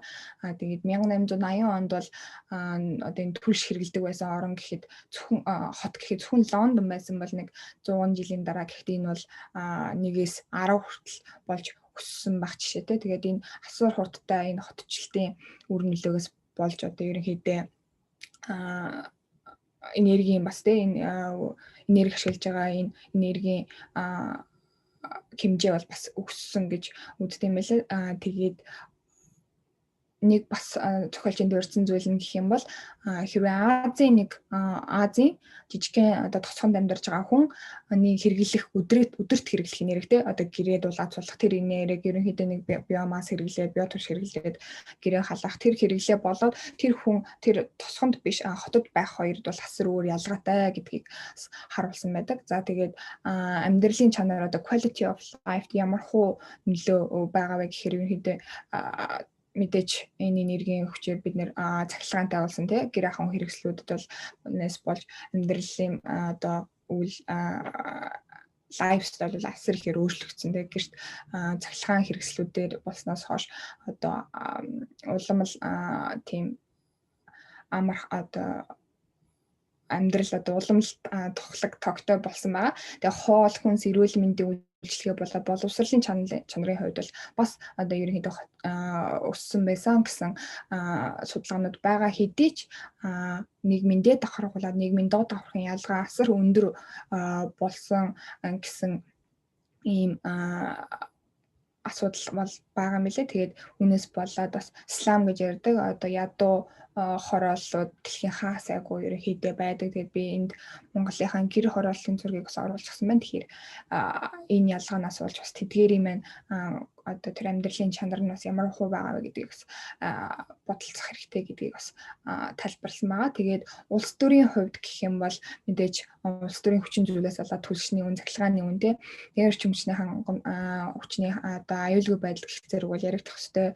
Тэгээд нэгэн тал улс төрт бол одоо хэсэг бүлэг цөөнхийн удирдлагын дор явж байгаа гэдэг утгаараа хэрвээ тэд буруу зүгрүүд одоо залж чиглүүлэх юм бол асар их хэмжээний хүний амь за тэгээ энерги өргөдөх юм боломжтой гэдгийг бас тэрээр хэллэхдээ одоо Гейтлерийн жишээг дурдсан баг жишээ тий одоо бусад өөр улс төрийн удирдлагуудын талаар бас жишээ гаргаж дурдсан байдаг. За тэгээд зэвсэг дайны хувьд бол мэдээж ерөнхийдөө энэ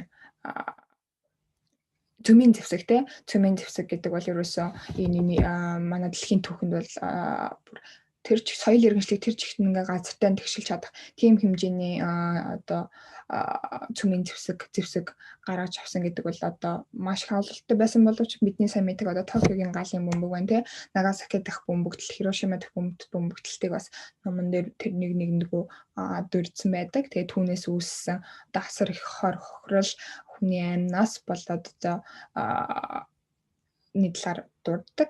За тэгээ хамгийн сүүлдэх зохиолчийн 6 дугаар бүлгийн хэсэг бол ерөнхийдөө байгаль орчны өөрчлөлтөө энд бидний байнга л ярьдаг дэлхийн дулаар л яригддаг газрын тосны асаргалдаас болж байгаа усны бохирдол агарын бохирдол за тэгээд CO2 тэгээд озоны давхарга цагаан гарагийн өөрчлөлт гэх зэрэг зүйлс бол энэ энергийг асар хэмжээгээр хэрэглэнээс болж одоо гарч байгаа юм аа гэдгийг тайлбарлаад энэ 6 дугаар бүлэг маань дуусж байгаа.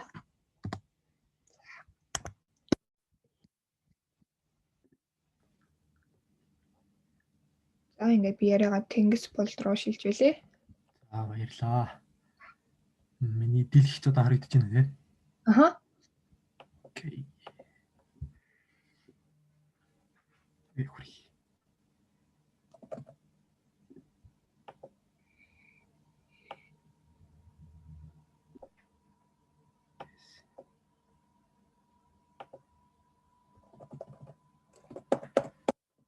Хамгийн сүүлийн бүлгэрийг орчлоо. Цаг нэлээд явсан байна. Гэхдээ энэ бүлэг маш чухал юмнууд санаад олон байгаа болохоор сонсож байгаа хүмүүс маань хичээгээд хамтдаа яриад явцгаая. За 7 дугаар бүлэг байгаа. 7 дугаар бүлэг дээр юу ярих вэ гэхээр энэ номныхоо урт хугацаанд одоо хүмүүсийн энергийн ашиглалт яаж өөрчлөгдсөн талаар тэрний амьдралд ямар өөрчлөлт гаргасан, энергийг ер нь яаж ашиглах шаардлагатай хэрэгтэй юм бэ гэдэг талаар зөвхөн өөрийнхөө санааг бичсэн байгаа.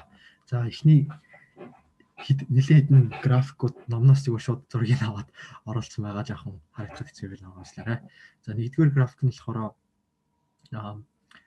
манай эртний өмнөх 2000-аад оноос 1950 он хүртэл энергийн хэрэглээ хэрхэн өөрчлөгдсөн талаар зураг байгаа. Эндээс хамгийн гол санаа юу гэж хэлмээр байна гэхээр манай эртний өмнөх хаваасын 2000 оноос 1200 за 1800 он хүртэл ер нь энергийн одоо ямар энерги хэдүүгээр ашиглаж байгаа вэ гэдг нь бараг өөрчлөгдөг байгаа гэдгийг та бүхэн сайн харуулах хэрэгтэй байна. Египтэд жишээлбэл 95-аас дээш одоо хувийн бүх энергийг зөвхөн хүмүүс өөрсдийнхөө булчингийн ажиллаар гаргаж авч ирсэн. 200 оны Ром ч гэсэн бараг тэрнээс ялгаагүй бас л 95% шахуу хүмүүс өөрсдөө булчингаар гаргаж авч ирсэн. Ингээд энергийн сонголтууд бол нэг байхгүй байгаа байхгүй юу? Зөвхөн хүний хийх ажил, амьтны хийх ажил, эсвэл усан тэрм, турбин хийх ажил гэсэн л юм байгаа. Харин сүүлийн энэ дөрвөн баг нь болохоор Европыг харуулж байгаа зөвхөн. Европт 1800 оноос эхлээд нэг шинэ юм нэмэгдэж байгааг та бүхэн харсан байх. Гарч байгаа юм Steam engine буюу хамгийн дээдэлтэй байгаа юм Steam engine гарч ирээд тэгээд ердөө 100хан жилийн дотор маш том өөрчлөлт болсон. Ямар өөрчлөлт гэхээр хүний хийдэг ажил бүх энергийнх нь ердөө 20% нь эзэлдэг болоод энергийнх нь бараг талаас илүү хувийг нь нөгөө уурын хөдөлгөөр маань эзэлж байгаа. Тэгээд 1900-аас 1950 онд бас нэг маш том өөрчлөлт бий болсон нь болохоор нөгөө нэг мундаг уурын хөдөлгөөр маань байхгүй болоод оронд нь дотоод шаталт хөдөлгөөр орж ирсэн байгаа. За тэгээд дотоод шаталт хөдөлгөөр болон steam turbine гэдэг юм орж ирээд хүний их ажил уламж багасаад амьтны их ажил уламж багасаад гэдэг ийм өөрчлөлт орсон байгаа. Тэгээд гол санааг нь хэлэх хүндрэлтний түүхийн ихэнх хугацаанд хамгийн гол хөдөлгөгч хүчээр нь хүн өөрөө л байсан. Үйлдвэрлэлийн хувьсгалаар уурын хөдөлгөөр дотоод шаталт хөдөлгөөр бий болсон. За тэгээд хамгийн бас нэг энэ зохиолчийн нэг дэвшүүлсэн гол санаа нь юу байсан бэ гэхээр яагаад энэ үйлдвэрийн хувьсгал зөвхөн Европт л одоо үүсэт бий болсон юм бэ? Яагаад одоо энэ дотоод шаталт хөдөлгөөр ч юм уу уурын хөдөлгөөр гэх мэт энэ том технологиуд яагаад зөвхөн Европт үүссэн бэ гэсэн байгаа. Яагаад гэжсэн энэ айгүй сонин яагаад вэ гэхээр үйлдвэрийн хувьсгалаас өмнөх одоо Европын төвийг хараад үзвэл ер нь л тэр чигтээ дандаа л хятадын нэтгэх ч юм уу хятадын нэтгхээс хөгжлийн үед хамаагүй дороотлолтой тийм газар байсан. Тэгээд мэдээж ойрхон орнуудтай нэтгэх хятад гих мэтчлэн энэ дэр нь болохоор харин цэсрэгээр Европоос илүү хөгжилтэй Европын хүмүүс хятад ирж одоо хятад ирж хятадыг харж одоо гайхаж бишэрч ном бичдэг ч юм уу тийм байдал ягаад Европ тийм хөгжил гинт үүсвэ гэсэн ийм санаа гаргасан байгаа. Тэгээд тэрийг тайлбарлах гэж оролцсон нэг юм нь яг Европын философи байсан. Христийн шашинд хүний хөдөлмөрлөх гэдэг зүйлийг маш ихээр дэмждэг байсан болохоор маш их европчууд одоо ажиллаж хөдөлмөрлөдөг байсан. Тэгээд дээрэс нь нэмээд Европ бизнес чөлөөтэй инновац хийх тэр боломж улс төрийн одоо нөхцөл байдал нь маш боломжтой нээлттэй байсан гэдэг утгаараа бас тийм тайлбар бас байсан. За дараагийн график нь юу вэ гэхээр саяхтай ер нь бол төстэй байгаа. Гэхдээ дэлхийн нийт нь харуулсан байгаа. 1700 оноос 2000 он хүртэлх энерги хэдэн хүн ямар энерги ашигласан бэ гэдэг нь байгаа. 1700 оноос эхлээд ер нь 1700 оноос эхлээд хүн болон амьтны булчингаас гаргаж авах энерги хэмжээ багасаж эхэлсэн байгаа. Тэгээд 1800 оноос 1800 оны хинээс эхлээд уурын хөдөлгөөр хүчээ авч эхлээд тэгээд 1900 оноос эхлээд дотоод шаталтын хөдөлгөөр бий болсноор уурын хөдөлгөөр маань ер нь бол хүчээ алдаад оронд нь дотоод шаталт хөдөлгөөр одоо ихэнх машин ер нь л бидний механик энерги гаргаж авч байгаа бүх хөдөлгөөрүүд дотоод шаталт хөдөлгөөрөөр ажиллаж байгааг шилж болно. Тэгээд талд нь болохоор цахилгаан генератор гэдэг юм гарч ирсэн байна.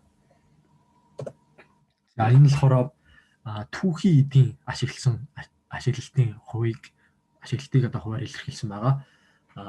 1800 он гэхэд бол ер нь 95-аас бараг л 100% шахуу бид нэр биофюэл одоо биомасс дээрэл модоо шатаад гэх юм уу, аргалаа шатаад гэх юм уу тиймэрхүү аргаар л дулааны энерги гаргаж авдаг гэсэн байна.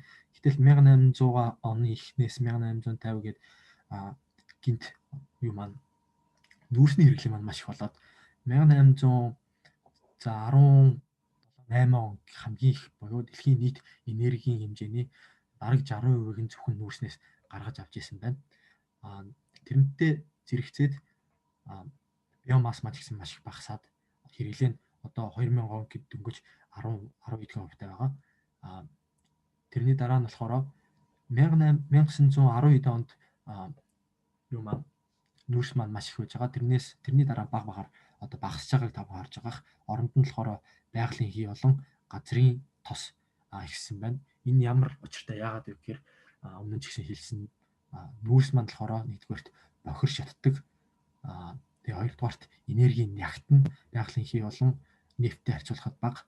Тэгээд байгалийн хий болохоор энэ дундаа хамгийн цэвэр шатдаг наа. Яагаад вэ гэхээр байгалийн хий болохоор байгалийн химийн тэгшдэглийг та бүхэн санаж байгаа бол хэмжлэн метан юм уу пропан байгаа. Харин тэрнтэй харьцуулахад нүүрс маань болохоор маш их нүүрс төрөгчийг өөртөө агуулдаг. Нүүрс төрөгчийг их агуулж яана гэдэг чинь тэнийг шатаах тусам улам л их CO2 гарна гэсэн үг. Харин тэрнтэй харьцуулахад байгалийн хий бол CH4 гээд 4 H-т зөвхөн нэг л нүүрс төрөгчийн атом байдаг. Тийм болохоор маш бага одоо нүүрстэй харьцуулахад шатаах үед маш бага CO2 гардаг байгаа. Тэгээд газрын тосны хэрэглээ яагаад маш их ихсэж байна гэхээр энергийг зөвхөн цахилгаан ч юм уу тиймэрхүү тэгж ойлгож болохгүй. Газрын тосны хамгийн том давуу тал нь юу вэ гэхээр энэ л ерөөсөө химийн үйлдвэрийн бараг бүхэл химийн үйлдвэрийн гол энерги их усүр болж байгаа. Бидний ашиглаж байгаа пластик байна. Тэгээд өөр бүх төрлийн бортонууд байна. Тэгээд косметикийн бараанууд ер нь л химийн аргаар гаргаж авсан үйлдвэрээр гаргаж авсан бүтээгдэхүүнүүд бүгд л газрын тостой хамааралтай байдаг гэдгийг мэдэх хэрэгтэй. За дараагийн график маань энэ болохоор миний бодлоор энэ ном дээр байгаа хамгийн сонирхолтой графикуудын нэг. Энэ график дээр юг гаргасан байна гэхээр хэвтээ тэнхлэгт болохоор энергийн хэрэглээг гаргаж байгаа. Тухайн оронд нэг жил тутамд жилийн одоо нэг хүн тутмын жилийн дундаж энергийн хэрэглээг нь босоо тэнхлэгт болохоор хүний хөгжлийн индексийг харуулсан байгаа. Тухайн улсын хүний хэрэг хөгжилтэй байна гэдгийг харуулсан гэж хэлж болно. Тэгээд ингээд эхнээс нь ингээ хараад явж хахад эхлээд Конго, дараа нь Этиоп, Нигер, Энэтхэг, Индонез, Хятад, Турк, Итали, Япон гээд ингээд явж байгаа. Ямар хамааралтай байна гэхээр ер нь бол энергийн хэрэглээ багатай улсууд хүний хөгжлийн индекс нь бага байгаад энергийн хэрэглээ ихтэй улсууд болохоор Америк, Япон гэх мэт өндөр хөгжилтэй улсууд болохоор энергийн хэрэглээ ихтэй байна гэдгийг харж болж байгаа. Тэгээ эндээс манай зохиогч маань ямар дүгнэлт гаргасан бэ гэхээр ерөнхийдөө тэр нэг хүн тутмын жилийн дундаж энергийн хэрэглээ нь 5 гигажоулоос бага байдаг улсад бол үнэхээр амьдралын хамгийн доод хэмжээний хэрэглээгээ хангахад хэцүү байдаг. Харин 42 гигажоулоос дээш бол 42 гигажоулоос эхлээд яг үйлдвэржилт явагдаж эхлээд хүамийнх нь орлого нэмэгдэж эхэлдэг байгаа. Энэ нь болохоор 1870 оны зүүн Европ уучлаарай баруун Европ 1930 оны Хятад ч юм уу 1980 оны үеийн одоо Хятад дөнгөж Хятад улс яг энэ үе шатн дээр явж байсан гэж хэлсэн байна. Тэгээд харьцангуй одоо боломжийн хэмжээнд амьдралын түвшинтэй болёо гэж бодъё л да улс төр улс орон. Ямар амьдралын түвшин хэлэх гээд нэ гэхээр шилдэлтэй ялах хүрсэн эндэгдлийн хэмжээ 1000 хүүхд тутамд 20-оос бага ядаж эмэгтэй хүний дундаж наслалт нь ядаж 70 бай тий. Тэгээд энэ хүний хөгжлийн индекс нь 1.8-аас их байя гэсэн иймэрхүү ийм үзүүлэлттэй орныг за харьцангуй боломжийн хэмжээний амьдралын түвшинтэй хөгжилтэй орн байна гэж тодорхойлох юм бол тэр улсын энергийн хэмжээ нь 60-аас 65 гигажоул байх хэрэгтэй гэсэн тийм тооц хадлыг гаргасан байна. Тэгээ энэ графикаас харъя гэвэл 60-аас 65 гэдэг нь маань болохоор яг уу ингээ хараад үзвэл Индонез ч юм уу те хятад тэрнээс арай их байгаад байгаа. Гэхдээ хүний хөгжлийн индексийг харъя гэвэл 1.7% ч юм уу те тэр авааслаараа би энэ 1.8-аас их гэж бичсэн багчаа би буруу андуураа бичсэн байна. 1.7 шүү тэрийг засах хэрэгтэй байна ууслаарай. Тэгээд Монгол улсын хүний хөгжлийн индекс хэд байдаг вэ гэхээр за 1.735 хавцаа. Тэр бас л яг хуу болоог байна л гэдгийг хэлж байгаа гэж ойлгож болох хаа. За тэгээд бас нэг сонирхолтой юм юу вэ гэхээр бүр ингээд энэ графикаас харуул тасралтгүй ингээд дээшээ яваал явах биш. За энерги хэрэглээ нэг 100-аас 120-оос 150 гигажоулаас ингээд эхлээд энэ юу маань график маань ингээд хөвтэй байдал руу орж байгаа. Юу гэсэн үг гэвэл энерги хичнээн их байгаад ч хүний хөгжлийн индекс нь их өөрчлөгдөхгүй байгаа. Энэ болохоор маш чухал санаа. Юу гэсэн үг гэхээр ер нь л нэг 120 гигажоулаас дээш энерги ашиглаад эхлүүл тэр тухайн улсын одоо эдийн засгийн хөгжлийн хангалттай түвшинд хүрсэн байна. Хангалттай түвшинд гэхээр юу гэдэг амьдралын түвшин нь одоо тухайн улсын иргэнийх нь амьдралын түвшин нь хангалттай хэмжээнд хүрсэн гэж хэлж болж байгаа. Тэгээд Америк хичнээн бүр бараг 300 гигажоул энерги ашиглаад байсан ч жишээлбэл Японд тэрний хагас 150 гигажоулыг ашиглаж яхад нэг тийм ялгаа байхгүй байгаа. Харин ч эсрэгээр ингээд харьцуулаад үзвэл ялах хөрсийн эндэгдлийн тоогоор Америк Японоос бага, дундаж насалтаараа ч Америк Японоос бага, бүрэн дунд боловсролын түвшнээрээ ч Америк бага гэд маш олон одоо хөгжлийн хөгжлийг одоо тодорхойлох төр факторуудын хувьд Америк Японоос бага байгаа. Ялгаагүй Орос, Сауди Араб ч гэсэн маш их энерги хэрэглээтэй ч гэсэн Орос, Сауди Араб хоёр Японд ч юм уу Германтай харьцуулахад хөгжил багатай гэж хэлж болох юм уу да. За тийм Орос ч юм уу Сауди Араб байгаа болоочлаарай. За тэгээд эндээс бас зохиолч маань ямар чухал санаа гаргаж ирсэн бэ гэхээр хит их үрлэгэн энергийн хэрэглээ ер нь хэрэггүй шүү гэсэн санааг баг хэлсэн байгаа. Тансаглал ухаалаг бас хэрэглээ гэдэг бол нэг тийм сайхан зүйл шээ гэдгийг хэлсэн байгаа.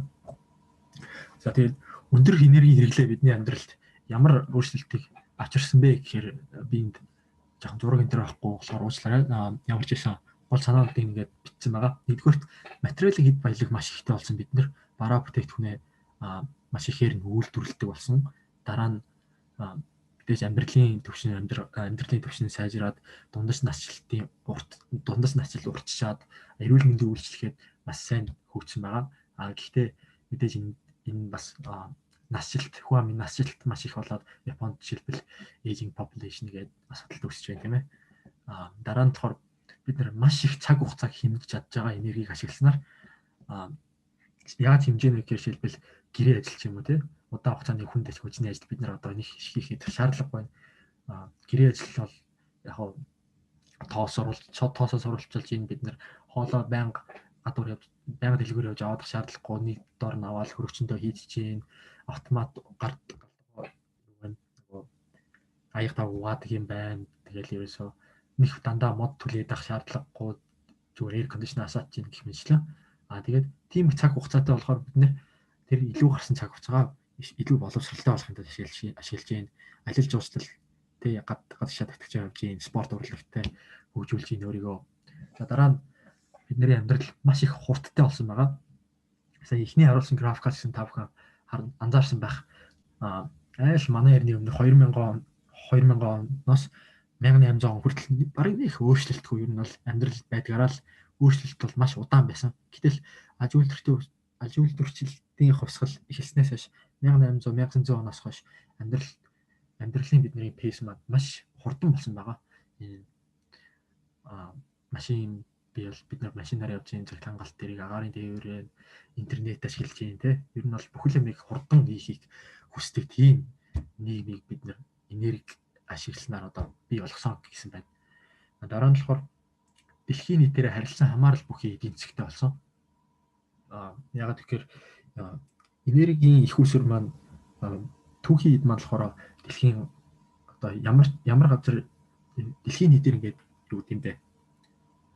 Дэлхийн даяараа нэг хэмжээнд тархсан биш. Ганц улсад маш ихээр ч юм те. Тийм байдлаар тархсан байдаг болохоор одоо гаднаас тэрийг худалдаж авах маш шаардлагатай болсон. Тэгээд масс үйлдвэрлэл угаасаа явж байгаа болохоор тэр их үйлдвэрлэсэн бүтээгдэхүүнээ бид нэр экспортлмоор байна те. Гэх мэтлэн тийм байдлаар бид нэр эдийн засгийн маш их хоорондоо хамааралтай болсон байгаа. Үүнээс болоод гадаад худалдааны дай үүсдэг ч юм уу Япон бишээ Хятад Америк хоёрын хооронд тийм бас муу үр дагавар байна. Дараа нь хотчлт байна. Сошиал медиа байна. Тэгээд мэдээж хүмүүс хотод амьдардаг болсноороо маш олон шинэ нийгмийн асуудлууд үүсч бий болж байгаа. Ядчил бидний гэр бүлийн бүтэц өөрчлөгдөж байна. Тэгээд хотод ер нь бол одоогийн орчин үеийн одоо нийгмийн хамгийн том асуудлууд хэвчлэн хотод байгаа гэж манай зохиолч хэлсэн байлээ.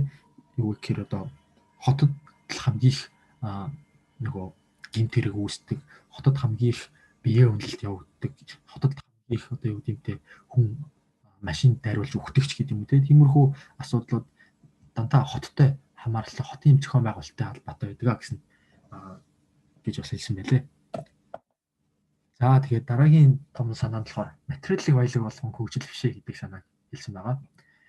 Тэгээд нөгөө Америк, Япон хоёрыг харьцуулсан шиг те хитрхи их энерги нэг одоо мэдээж тодорхой түвшний хөгжилд хүрэхийн тулд энерги хэрэгтэй. Гэхдээ тэр сая график дээр харуулсан шиг 120 гигаж болж юм уу те ойролцоогоор тэр хэмжээний энергитэй байхад ер нь бол болчихж байгаа. Тэр нөгөө амьдралын ерөнхий тэр нөгөө амжиргаа те тэрнээс дээш энерги ингээд Америкч 300 ашиглаад явъя гэвэл тэр нь бол нэг тийм тансаг амьдрал болчихж байгаа гэсэн санаа байгаа. Тэгээд тэгэхээр ер нь хүн төрөлхтний хөгжлийг тэр энерги гэдэг юмар тайлбарлах нь зөв юм уу буруу юм уу гэдэг асуудал гарч ирээд зохиолч маань болохоор мэдээж энергиээр тайлбарлах нь маш их одоо юу гэдэг энергиээр тайлбарлах хэрэгтэй зүйл ч гэсэн байгаа ч гэсэн энергийг хамгийн гол энерги одоо түүхийг тайлбарлах тэр тайлбарлах юу гэдэг нь тэр энергиээр дамжуулж түүхийг гол тайлбарлах нь бол бас арай бишээ гэдгийг хэлсэн байгаа. Энергиээр тайлбарж болохгүй одоо түүхийн гол хөгжлүүд ч юм уу тиймэрхүү жишээлбэл морал болон этик байна, философи байна, Христ болон Ислам, буддын шашны үзэл хөгжилч гэсэн айл манай эртний өмнөх буддын шашны Христ хоёр бараг л манай эртний өмнөх Ислам бол бас л ялгаагүй 1800-аад оны үед л бий болсон. Энд бол аж үйлдвэрчлэл ямар ч хамаагүй, энерги ямар ч хамаагүй, соёл урлагийн хөгжил, хөвөний болон улс төрийн эрхчлөө байна. Сауди Араб хичнээн их энерги ашигладаг байлаа ч гэсэн тэнд улс төрийн эрхчлөө алга байна. Оросд ч ялгаагүй харин ч эсрэгээрээ Япон ч юм уу Италид хамаагүй эрхчлөөтэй амьдарч болж байна. Хүний өөрийн мэдрэгдэг бас ад жаргал хэмээх. Үнэхээр хөгжил гэдгийг ад жаргалтай амьдарч байгаа гэж одоо тодорхойлох юм бол ад жаргал гэдэг зүйл өөрөө энергитэй бас нэг хамааралгүй байна гэдгийг хэлсэн байгаа. Ягаад вэ гэхээр ад жаргалын индексийг одоо ингээ харьцуулаад үзэхээр ороор ингээд харуулахаар энергийн одоо Америк ч юм уу Канада ч юм уу тийм энергийн маш их ашигладаг байдлаач одоо тэр Япон шиг нэг ашигладаг орнтой харьцуулахад ад жаргалын индекс аягүй бага байгаа. Тийм бас асуудал байна. За тэгээд өндөр энергийн хэрэглээ надаас өрөлдсөн бидний иргэншлийн сул талуудыг хамгийн сүүлд зохиолч маань дурдсан байгаа. Нэгдүгээрт юу гэхээр асар том нийгмийн шилжилтгүйгээр одоогийн амьдралын хэм маягийн хэрэглээний хэм маягаас бид нэр салах баг ямар ч боломжгүй гэсэн байгаа. Гэхдээ нэг асуудал нь бидний одоо энэ амьдарч байгаа энэ амьдралын хэм маяг байгаль орчиндөө муу байгаад байна. Бид нэр одоо ингээд амьдраад байвал хизээ нэгэн цагт одоо байгаль орчны дороотлолд ороод өөрөөсөө шүүдэрлэх устгах гээд байна гэсэн санаа байгаа. Тэгээд устгах гэдэг юм бол бид нэр одоо энэ хэрэглээгээ болио л доо тий энерги бага ашиглая гэд бодоод үзэхээр байгаль дээлтэйгээд бид нэр одоо air conditioner ашиглахаа болох юм уу? Гадагшаа тагтагшаа явж ажиллах болох юм, онгоцон цугаа болох юм уу тий? Хувийн унаага ашиглахаа болоод одоо Prius унахаа болоод бүгдээ автобусанд явах юм уу? iPhone ашиглахаа болох юм уу? iPhone-ыг зөвлөрлөхийн тулд маш их энерги ашиглаж байгаа. За ядахтаа л махаа идэхэд махны хэрэглээгээ бол багасгая гэхэд л хүртэл хүмүүстэй хэцүү шттэ энэ чинь бас мах идмээр юм би ч гэсэн махны хэрэглээ яагаад багасгах хэрэгтэй гэж хэлж байгаа гэхээр махыг үйлдвэрлэх үнэхээр энерги ашигладаг. Зүгээр нөгөө ногоо тэ будаа одоо үр дээрээга тарихаас усны хэмжээнд дэлхийд бараг 200 дахин их ус ашигладаг ч юм уу те. Бас тэр нөгөө амтан үхэр одоо гахааг чинь бас тижээхийн тулд маш их тэднэрт тижээл одоо хоол хүнс өгж байгаа гэдэг утгаараа мах бол маш их энерги махыг өмлөхийн тулд маш их энерги зарцуулдаг байгаа. За ийм нэг давуу ийм их сул тал байгаа даа. Энэ ер нь бол одоогийн бий болох цаа амьдралын хэм маягаас салах бараг л боломжгүй гэсэн. Хоёрдугаарт нь мэдээж байгаль орчны дороотлол байна. Доктортой хөгжил гэдэг нь бид нэр үнэхээр бий болгож чадах юм уу? Тэрнээс өмнө экологийн дороотлолд ороод угаасаа хөгжлийн дороотлолын шатанда орчих юм биш үү? Яах юм бэ гэсэн юм байгаа. Тэгээ энэ доктортой хөгжлийг бий болгохын тулд бий болгоно гэдэг бол үнэхээр хэцүү. Ягаад гэвэл энэ зурган дээр ингээ зүгээр харуулсан байгаатай адилхан харуулсан байгаа шиг тэрийг дэмжиж байгаа хүмүүс нь дэмжихгүй үсэгдэх хүмүүс нь байна. Тэгээ энэ болохоор зөвхөндөө нөгөө технологи байгалийн шинжилгээ ухааны тэр боломж гэхээсээ илүү улс төрийн одоо хүчин зүйлүүд байна, нийгмийн хүчин зүйлүүд байна тий. Тэднэр нь илүү одоо юу гэмтэй биднэрт бидний одоо хязгаарлалт болоод байгаа шүү гэдгийг хэлсэн байгаа. За тэгээд хамгийн сүүлийн цогцолчийн маань биднэрт өгч байгаа одоо зөвлөгөө маягийн юм юу вэ гэхээр хичнээн их энерги ашиглах нь биш, тухайн энергийг яаж ашиглах нь чухал шүү гэдгийг санаа хэлсэн байгаа. Хуваарлалт, хэмжээнээс илүү хуваарлалт чухал гэсэн байгаа. Уучлаарай энэ болон гэдэг хэрэггүй зүйл. Хуваарлалт яагаад чухал вэ гэдгийг яагаад чухал вэ гэхээр одоо дэлхийн бидний 2020 онд дэлхийн 200 орны ойролцоогоор 200 орны ердөө 6-ны 1 нь энэ нь нийт хүн амын дөнгөж 10% нь л нийт энергийн 35% хэрэглэж байгаа. Нөгөө өндөр хөгжилтэй орнууд маань гэсэн үг шүү дээ. Тэгээд дөнгөж 10% нь л одоо 35% хэрэглээд байгаа юм бол нөгөө үлдсэн 90%-ийг нь гайгүй амьдралтай болгохын тулд ахаад хичнээн их энерги зарцуулах шаардлагатай юм бэ гэж бодохоор бас үнэхээр энерги одоо шаардлагатай болж байгаа. Тэнгүүт бас ахаад нөгөө бидний байгаль орчны асуудал маань хөндөгдөд ирчихэж байгаа байхгүй юу. Тэгэхээр одоо энэ нийгмийн дэлхийн нийтийн тэгш бос байдлыг яаж арилгах вэ те? Энергийн хуваарлалтаа илүү бодох шаардлагатай юм шүү гэсэн юм байгаа. Тэгээд ямар салбарт ямар хэмжээтэй зарцуулах вэ гэдэг нь чухлаа гэдэг нь юу гэсэн үг вэ гэхээр би түрнээсээ Орос Япон хоёрыг амар харьцуулаад байна яхаа. Энэ хоёроос өөр улс чинь байж болно л да.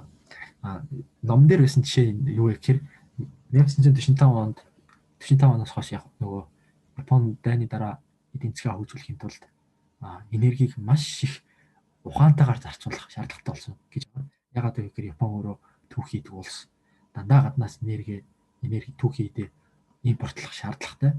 Тийм болохоор гадны импортлж байгаа нэгдүгээрт өөрсдөө их усэр багтай. Тэгээ гаднаас импортлж байгаа болохоор тэр багахан хэмжээний энерги үнэхээр ашигтайгаар зөв зохион байгуулалтаагаар хэрэгжилж тэгжиж хөгжих хэрэгтэй. Тийм болохоор л одоо тэгж чадсан болохоор л Япон бас маш хурдтай эдийн засгийн хөгжил одоо хөгжиж чадсан байгаа гэсэн санааг хэлсэн. Эсвэргээрээ зөвлөлт холбоот улс яасан бэ гэхээр дайны дараа уг нь бол зөвлөлт холбоот улс чинь болохоор дэлхийд газрын тос олон нефтийнхээ онцлог газрын тосны тавьж адилхан зүйл. Газрын тос байгалийн хий хоёрынхоо экспортоор дэлхийд тэргүүлдэг болж байсан. Тэгээд модны их усүр бүр бараг дэлхийд хамгийн их шахуу тийм болж байсан. Үнэхээр их энергитэй байсан ч гэсэн даанч харамсалтай нь Сталин гэх мэтчлийн иймэрхүү дарангуулагч ийм удирдагчнаас болоод харин ч хөгжих байтугай улмал амьдраланд ороотод тэр үеийн 20 дугаар зууны дундаас сүүлийн зөвлөлтийн нэг хүн тогтдох дотоодын нийт бүтээгдэхүүн тухайн Америкийн нэгдсэн улсын дөнгөж 10% дэмжижсэн гэсэн тийм факт байт юм байлээ. За тийм болохоор бас хэмжээнээс илүү хуваарлалт чухал шүү гэдэг ийм дүгнэлт байна. За тэгээд хамгийн сүүлийн бүлэг маань ингээд дуусж байгаа. Ерөнхийдөө энерги бидний амьдрал хүн төрөлхтний энергийг урт хугацаанд харж ихэд яаж ашиглаж ирсэн, тэр нь яаж өөрчлөгдсөн, хүний амьдрал яаж нөлөөлсөн, яаж энергийг ашиглах ёстой вэ гэдгийг танилцууллаа. За тэгээд энэний дараа нөгөө дискшн нэх цаг ч юм уу тэр ингээд хальт миний бодсон асуултууд энэ байгаа. Та бүхэн тэгээд бас оролцох юм идэвхтэйгээр оролцоорой гэж хүсэж байна. За баярлалаа. За баярлалаа. Тэнгис болд динар болсон төгсөдөө баярлалаа. Маш удаан яриа болчлоо. Нэг цаг дуусгасан 2 цаг болчлоо. Тэгээд яалаа. Зохиогч workshop-ийн хадгалаар жоохон тайлбарлах бас хэрэгтэй бол гэж байна. Одоо 76 настай. Тэгээд анх чек төрчөөд одоо тэгээд Канадын Манитобагийн сургуулийн профессор байгаа. Тэгээд зөндөө энергийн талаар ном бичсэн. Түүхийн талаар бас дурдсан байгаа. Тэгээд ялангуяа Bill Gates энэ номыг маш их үнэлээд байгаа. Тэгээд New Scientist, Nature болон Foreign Affairs гэсэн олон сэтгэл санаагийн ном бүгдээрээ их өндөр үнэлээд байгаа болохоор та бүхэн бас уншаасаа гэж бодож байна. Өнөөдрийн ивент дээр бид бүхэн хол агуулгын тушаад ярьлаа. Бүгдийг унших юм бол олон факттай олон мэдээлэлүүд зөндөө байгаа болохоор та бүхэн өнөөдрийн яриасаас илүү их мэдээлэл авах хүсвэл энэ номыг бас уншаарай гэж бодож байна. За тэгээд энэ хүрээд бичлэгээ зогсоё. Тэгээд бүгдээрээ free discussion хийцээ гэж бодож байна. Тэгээд free discussion хийхээс өмнө тэрэ ярьсан хүмүүстээ бүгдээрээ баярыг нэг алгаад тасчих. Баярлалаа. Тэгээд бүгдээрээ болоод яач вэ? Өөрсдийнхөө камера он болчихсон. Би тэгээд нэг зураг авчих. Та бүхэн хэрэг дургуцах бол тэгээд бичлэгээ зогсоё гэж бодож байна. Баярлалаа.